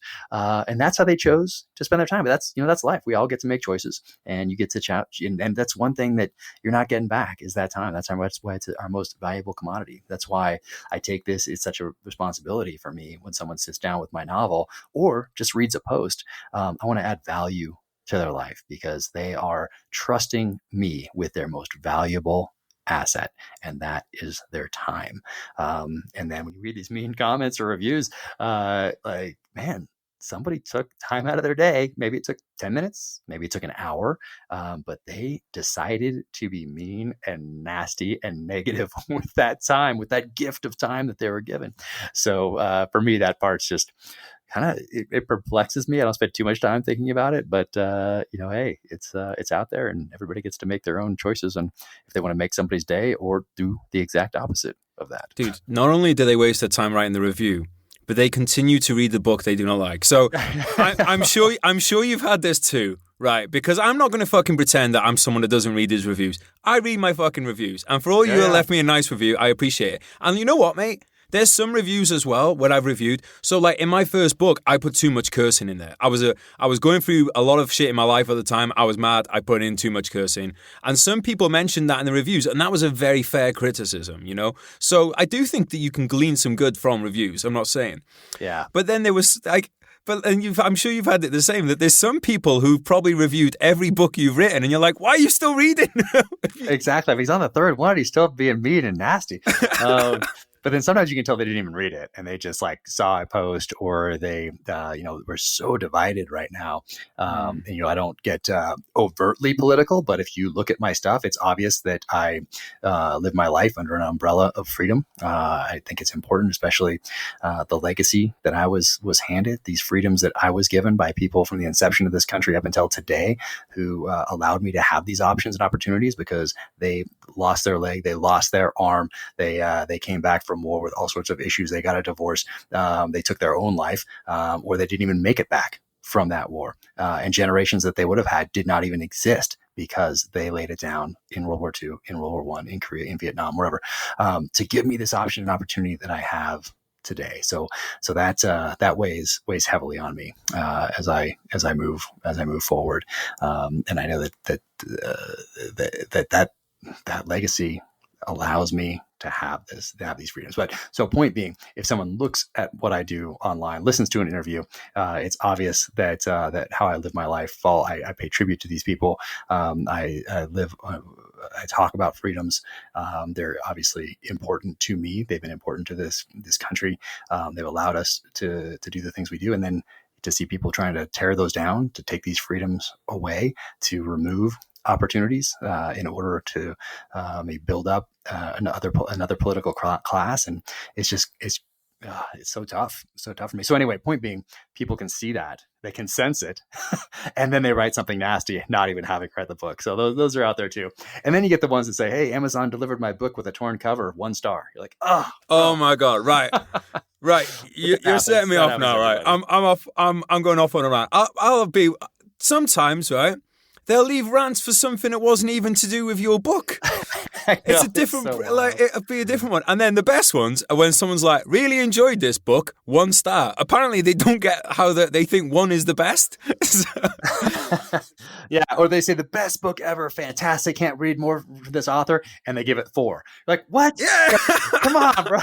Like, you just said all this amazing stuff, but you're just like, come on. You know, and like, I to be honest, mate, now, I'll be on, when I first started putting my books out, like I said, like I was, you know, I think I first got published about 4 years ago, and in 2016, I was still going through a very tough time in my life. So I took these fucking reviews like it was my mum saying it to me. I know. It's crazy. It's so tough. But you know what? The good thing about bad reviews is the same reason that someone points out as the reason they hate your book, don't like you, whatever, is the same thing that might be the opposite someone else. So someone looks at a 1 star on mine and it says, too political, too right wing, too much swearing, too much violence. Someone else is like, you know what? I love swearing and violence. I'm buying that book. So even if it was a 1 star and said all these nasty things to somebody else, they're going to buy it because of that. So, it all. Yeah, I'm sure you just sold our audience on it, mate. And you know what's great is when you look at reviews and you're getting 5s and 1s. Yeah. That's kind of where you want to be. But the other thing as well, mate, and I know I've heard you say this a bit about on other podcasts, a similar kind of thing is everyone has access to the internet. And I would be what I consider of average intelligence. I think I work quite hard, but I think I'm average intelligence. And that means that there's some people on each end of the spectrum to me, and they all have access to the internet. And I was reading my Audible reviews the other day, and I got sucked into, there's this one woman, she wrote a scathing review, and I got sucked into reading the reviews she'd left on all these, she'd left like hundreds of reviews. I couldn't stop reading them. It was fascinating. It was because I was like, mate, I was like, either this woman is a comedy genius, or she is bonkers. But I think that's something that we have to remember as well. Is some of them might be like just a bit unstable, for want of a better word. Oh yeah, no, that's very true, and she probably was. And then you get the trolls. That's a whole other different thing. So it's not a review. It's just like a comment, or it's like someone jumping on into a conversation on Twitter and saying how much they hate your book, and you're right there tagged in. It's like, bro, that who hates you? I had someone tell me the other day that they enjoyed the book was all right, but they wish I'd committed suicide. Oh wow, and I was like, jeez. but you know what? Like a couple of years ago, that would have really as it was, because the thing is, dude, I will post these things because I've heard I went through a phase of saying, no, I don't read these things and they don't bother me. But the thing is now, I do think that I'd encourage anyone that wants to be a writer to become a writer because it's fucking amazing. But I think as well, it's like, I feel like you and I and anybody that's kind of living, I feel like I'm living my dream. I don't know about you, but we have a position to be like, look, you're going to fucking take shit off people because I think especially for younger people now, they're so worried about the like generation. Some people are going to fucking hate you and you've never wronged them in your life. That's just how it is. It's all part of the deal. And actually, when you do have that, you got to look at it as, oh, wow, you know what? That means that I have an audience. I have a readership. I'm on these people's radar and it's allowing me to do what I love. And that just comes along with it. So you can't take it too personally. And I try not to. Yeah, of course they hurt because that the words can hurt. But you know what? You can't let it get to you. You can't dwell on it. And I do these things from time to time where I take the bad reviews and I read them on video and post them. I put my little comments in there as I'm reading and have my little anyway, it's just fun. I turn it into something positive. That's the way you do it. And it's fun and people love them. People love when I do that. I tried it once with the positive reviews and people didn't like that nearly as much.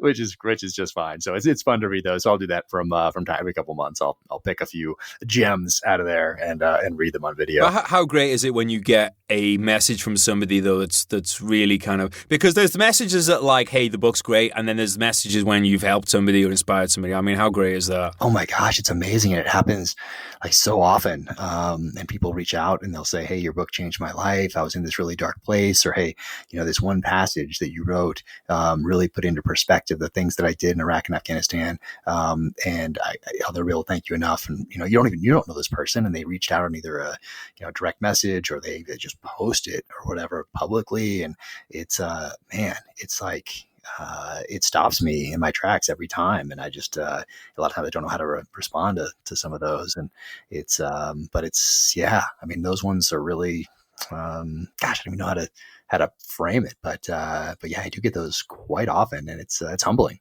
Dude, I'm kind of glad you said that, because I feel stupid sometimes, because it's like you've written a book and then someone will message you, and it's so hard to write a fucking reply to that message, because you're like, come on, man, you wrote a book, you can write a message, but it means so much. Yeah. No, exactly. And I don't want to be flippant about it or give the impression that it's that I don't appreciate it or it doesn't mean a lot to me. So I do try to put a lot of thought into those responses especially to messages like that. And then they happen quite often. And I didn't really expect that, or I didn't really put any thought into that as I sat down to write that first novel. But now they're becoming much more frequent as the readership grows. Do you ever have those moments where you're just sitting at your laptop and you're like, holy fuck, this is my job?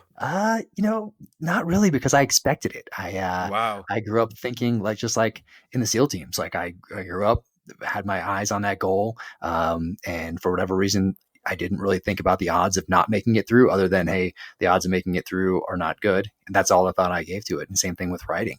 So when I sit down, I'm just very thankful. I'm very humbled, so grateful.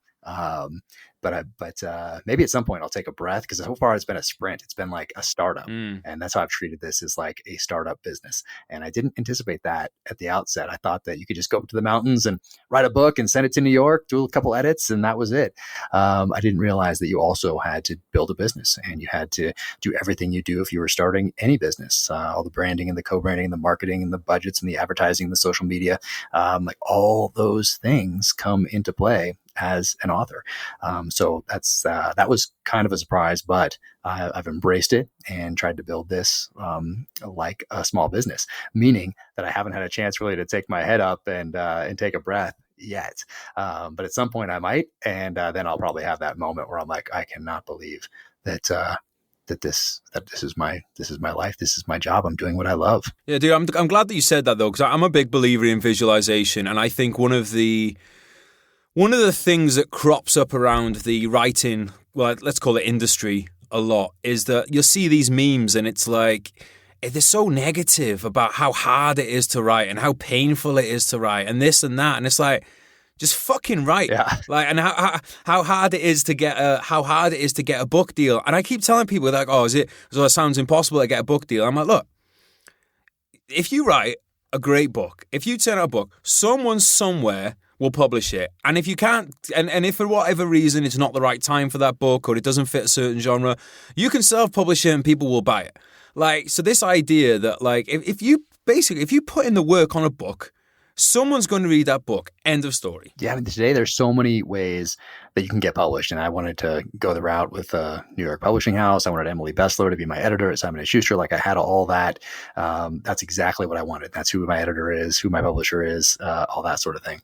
But today, yeah, you can build up a platform first and then write a book. And authors couldn't do that. You couldn't do that in 1975. Yep. You could, like, what were you going to build? Unless maybe you were a politician or something, and then you get out, but then you're still getting a deal with a New York publishing house. But today, yeah, there's so many options for you as an author. But on the fiction side, you have to do the work. You have to sit down and have the product, and it has to be as good as you can possibly make it before you take that next step.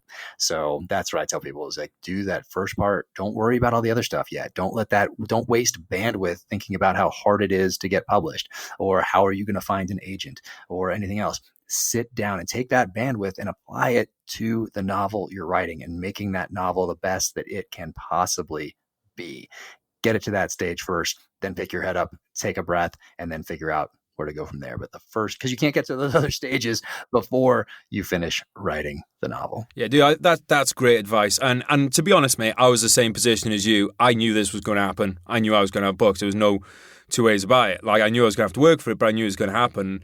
Did you ever do things like, because I'm always curious about people's types of visualization. One of the things I used to do, especially when I used to work security and I'd be flying a lot, would be every time I went to an airport, I'd go and look at the top 10 list, and I'd look at those books and go and just picture my book on there. Did you ever have any kind of visualizations like that? So I didn't do that as like a conscious thought going by. I've always gone into everything. I can't walk by a Hudson News or anything. I can't walk by without going in. I can't walk by a bookstore without going in. My wife knows, like, we see one, I'm in there.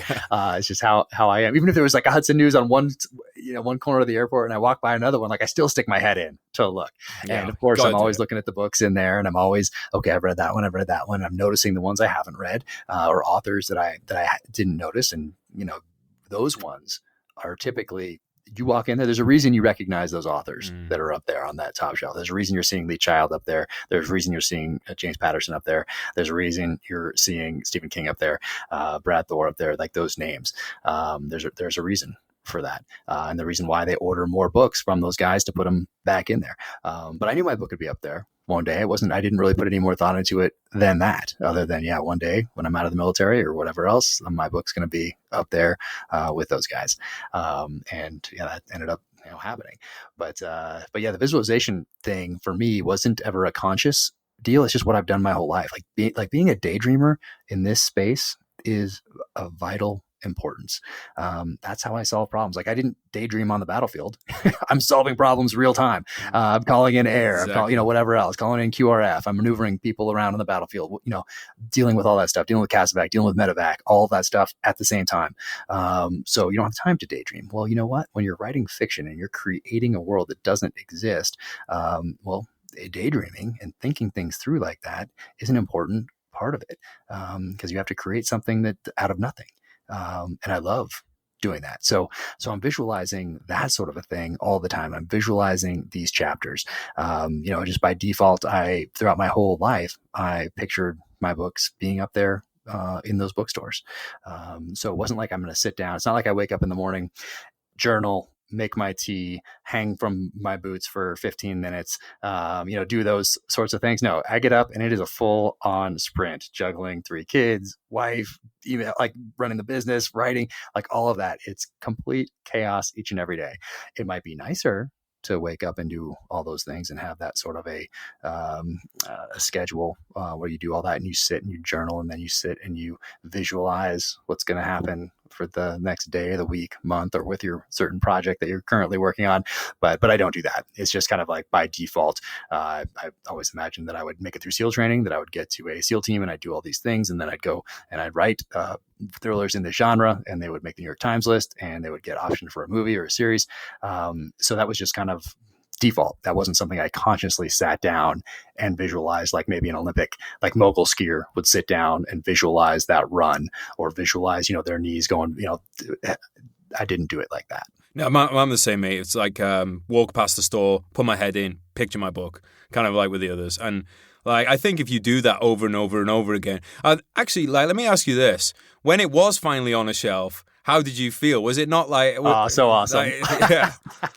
So awesome. I remember the first time I saw it in an airport was the week of my first book tour, Denver airport, passing through there. And I saw it on the shelf and was like, oh, man. So Hudson News? I don't know if it was a Hudson or one of those, but like a Hudson, one of those ones. Just walking by and seeing it and going in and took a picture with it, of course. And then I didn't know whether I should ask the people there if I should sign it. I thought they wouldn't believe me. Like, dude, okay, good. That's something that I always wonder. I'm like, is it cool to like sign a book? Like, could you just do that? I think so. I think maybe you ask, and then I think they always. And book people are book people, but you never know if the people in the Hudson News or wherever else in the bookstore are actual book people, like in an independent bookstore in a town somewhere. Like they're for sure in a town somewhere. Absolutely. Hudson News, you don't know if that's just an employee or if they're really book people. You can probably get both. So I think you can. I think I might do that. I haven't done it yet in an airport. I haven't ever done that. But I might. But I do it in independent bookstores. I'll definitely in an independent bookstore because it helps when they put that signed copy on there. That helps people gravitate towards that, so it helps the bookstore out. Just imagine though, it's like if the story would be like Jack Carr arrested in airport for like vandalizing. I know, but probably that'd be good. Good press, something to talk about. My publicist would probably like it. I think it's really cool, dude. Okay, so the other kind of Like, because I think it's a bit of a myth about how hard it is. I genuinely think you do the work, you'll see the results, and that's fucking that. The other kind of thing I want to talk to you about is writer's block. Myth or reality? I put it in the myth category because of what Stephen Pressfield said about it. And he said, I've never heard of a doctor getting doctor's block or a trucker getting trucker's block. You just sit down and you do the work.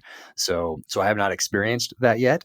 I don't even like to talk about it because I'm working, all of a sudden I'll go down and I'll get this thing. Yeah. But I just naturally gravitated to what Stephen Pressfield said about it. Like, this is your job.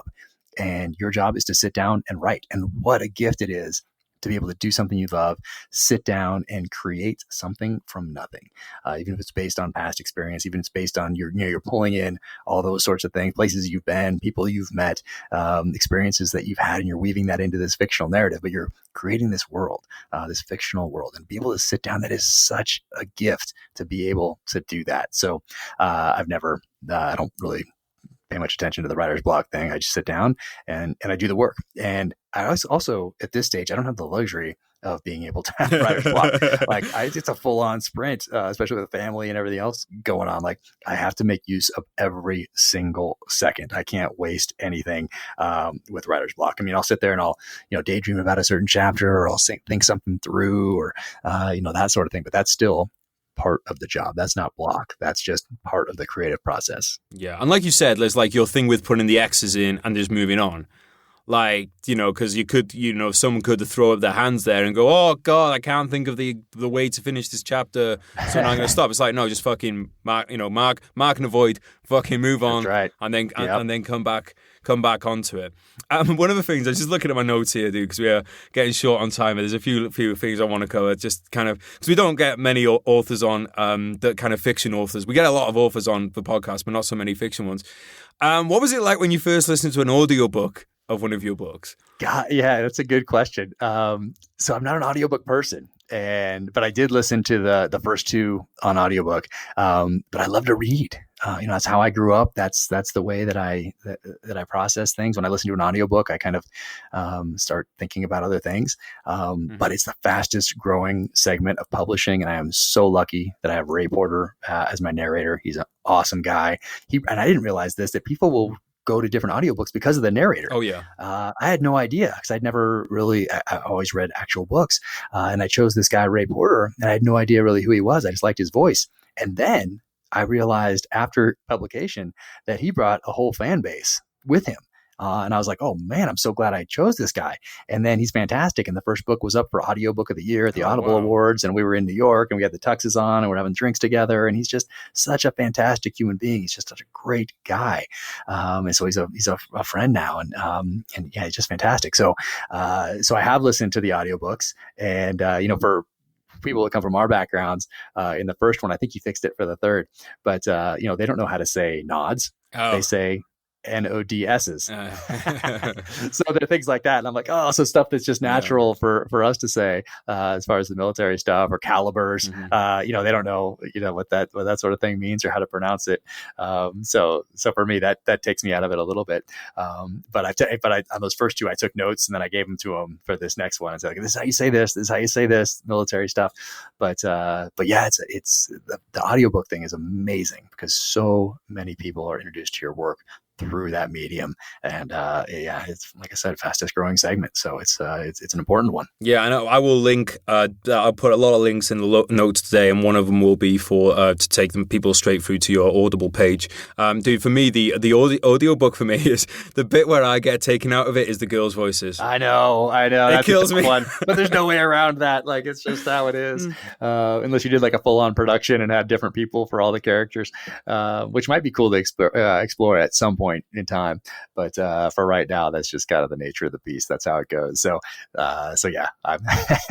Well, apparently with that, because I've asked about that, I'm like, why can't you just get a woman in? And apparently it comes down to basically like that becomes a theatrical production then. Yep. So it crosses into the because I'm sure a lot of people listening are wondering the same. I know you this stuff, but like a lot of people were wondering, well, why don't they just get a woman? It basically, the way that the rights are sold is that, you've got your audiobook rights separate to your, like, basically your TV and your movie rights and stuff, and it crosses over into that basically and muddies the waters. Talking of TV rights, massive congratulations on the Amazon deal, dude. That is fucking amazing. Yeah, that's crazy. I just got a couple scripts this morning in that I need to read and take the red pen, print them, and then I can take the red pen out, and then I go through with the red pen, because there's just a difference for me reading. And that's the other part of the process that I should have mentioned, is that I get to a certain stage and then I print the book out, and then go through it with my red pen, because I just find so much when I read something that's just physically there rather than on the screen. And I have no idea why that is.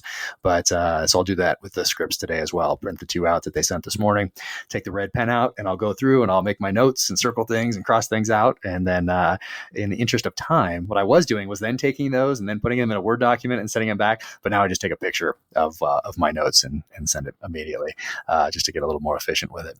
Are you enjoying that? The screenplay side of things? Yeah, I love it. I was really involved with the pilot script, because you had to have the pilot script done, and then that team of Chris Pratt, Anton Fuqua, the director, the showrunner, who's also the screenwriter, the 3 of them then take that pilot script and sell it. So they go and they pitch it to Amazon, they pitch it to Netflix, they pitch it to HBO, they pitch it to Showtime, Disney Plus. They do all that, and so you have to have that done. So me and the screenwriter, showrunner, we were intimately involved in creating that first pilot script. Now, once they've sold it to Amazon, now Amazon put some money into it, and they put the writer's room together, which I think is like 10 people, maybe even 15. Wow. So they have this writer's room together that the showrunner is kind of like the director. He's like the commanding officer of the writer's room. And then they finish a script and then they send it to me. And so I see it after they've done that work. So it's not like it was with that pilot script when I was working on it together. Now they send me what they've done. I go through it, say, this makes sense, this doesn't, change this, why'd you do this? And then we go back and forth on them like that. So, but I'm learning a ton. And screenwriting isn't something that I knew before. I hadn't really studied it before, but I watched all these movies growing up, and I read the same books and noticed how they adapted them to film, took my own notes. So that was all part of my education, and it's all kind of helping out as we go through these 8 scripts. It sounds like more of a team environment too, which must be a cool kind of change of pace. It's interesting. So luckily, for me, it's still just me at this stage. So I get those from that writer's room, but really the team part of it is the showrunner / screenwriter who's running that writer's room. So that's big time a team environment. So for me, it's like I get those after they've done all that, and it's just me that goes through, and then I send it back. So it's kind of nice. So so it's not like being in the platoon space managing all that insanity. Yeah. Dude, when's that expected to be filmed, and when are you expecting it on the screens? Because I'm looking forward to that. Yeah. So I'm not exactly sure. Of course, COVID plays in. I think that they're finishing up Jurassic World. Actually, in the UK, they film a lot of it out there. So they finish up Jurassic World. Well, we've got the women that can pass us a lot of T-Rexes. That's terrible. So they're finishing up that, and then I think the next project on the docket is the Terminal List. So I think we finish up the scripts over the next few months, and then by early next year, Chris will be getting trained up, getting the workouts on, learning how to fight with a knife, doing the jujitsu, doing the M4 work, the pistol work, everything he needs to do to pull this off. And I think in the early spring, maybe start filming. So I'm not sure. I try not to ask too many of those types of questions, just because I don't want to be annoying.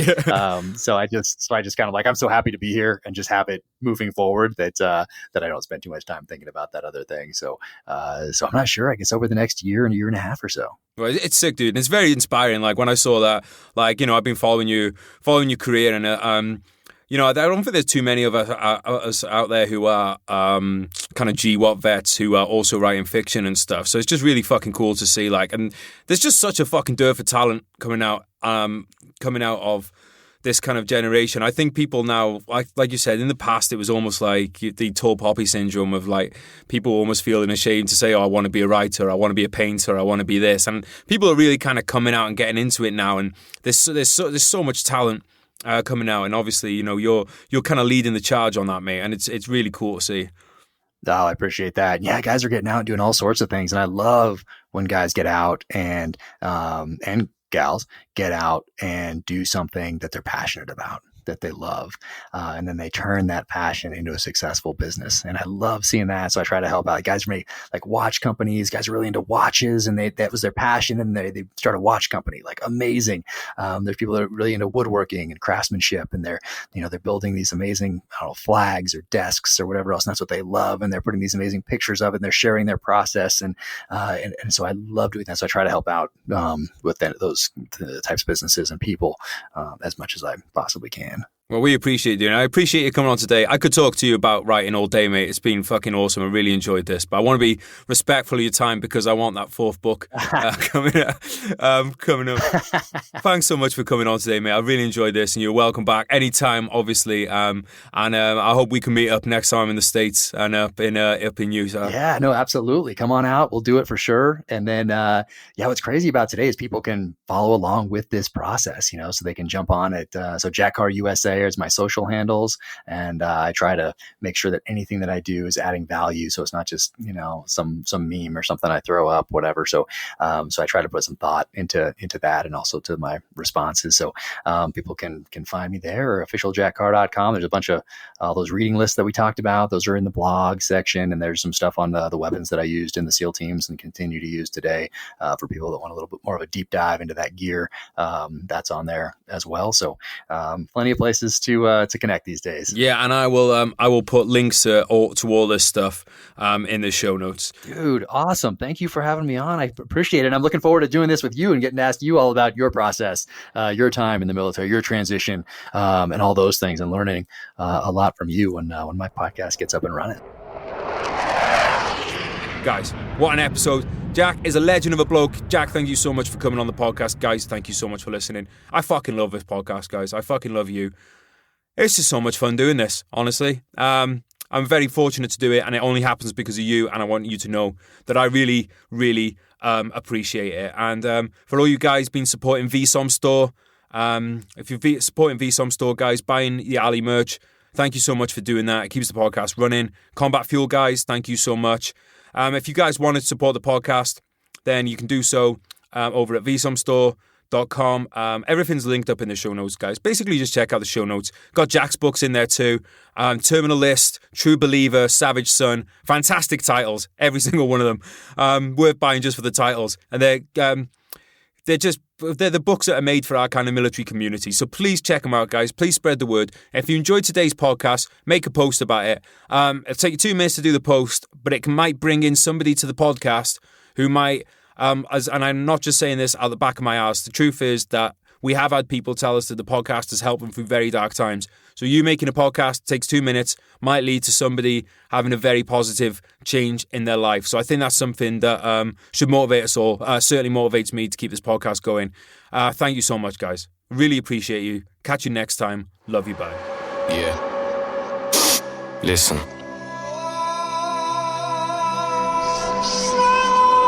Shout out Teaser.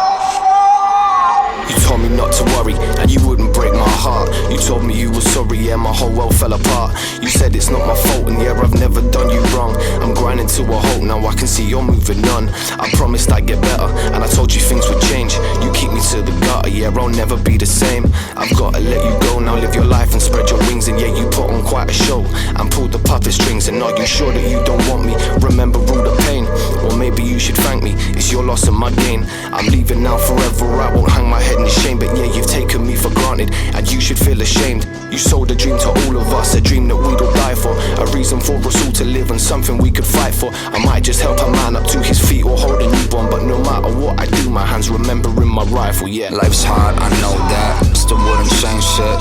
I wouldn't go back, yeah, I wouldn't go back. Feelings I hold back, memories fade, yeah, they go fast, yeah, they go fast. Good times that come and go, survive the highs and lows, just take it step by step, I guess, yeah, I suppose. Good times that come and go, survive the highs and lows, just take it step by step, I guess, yeah.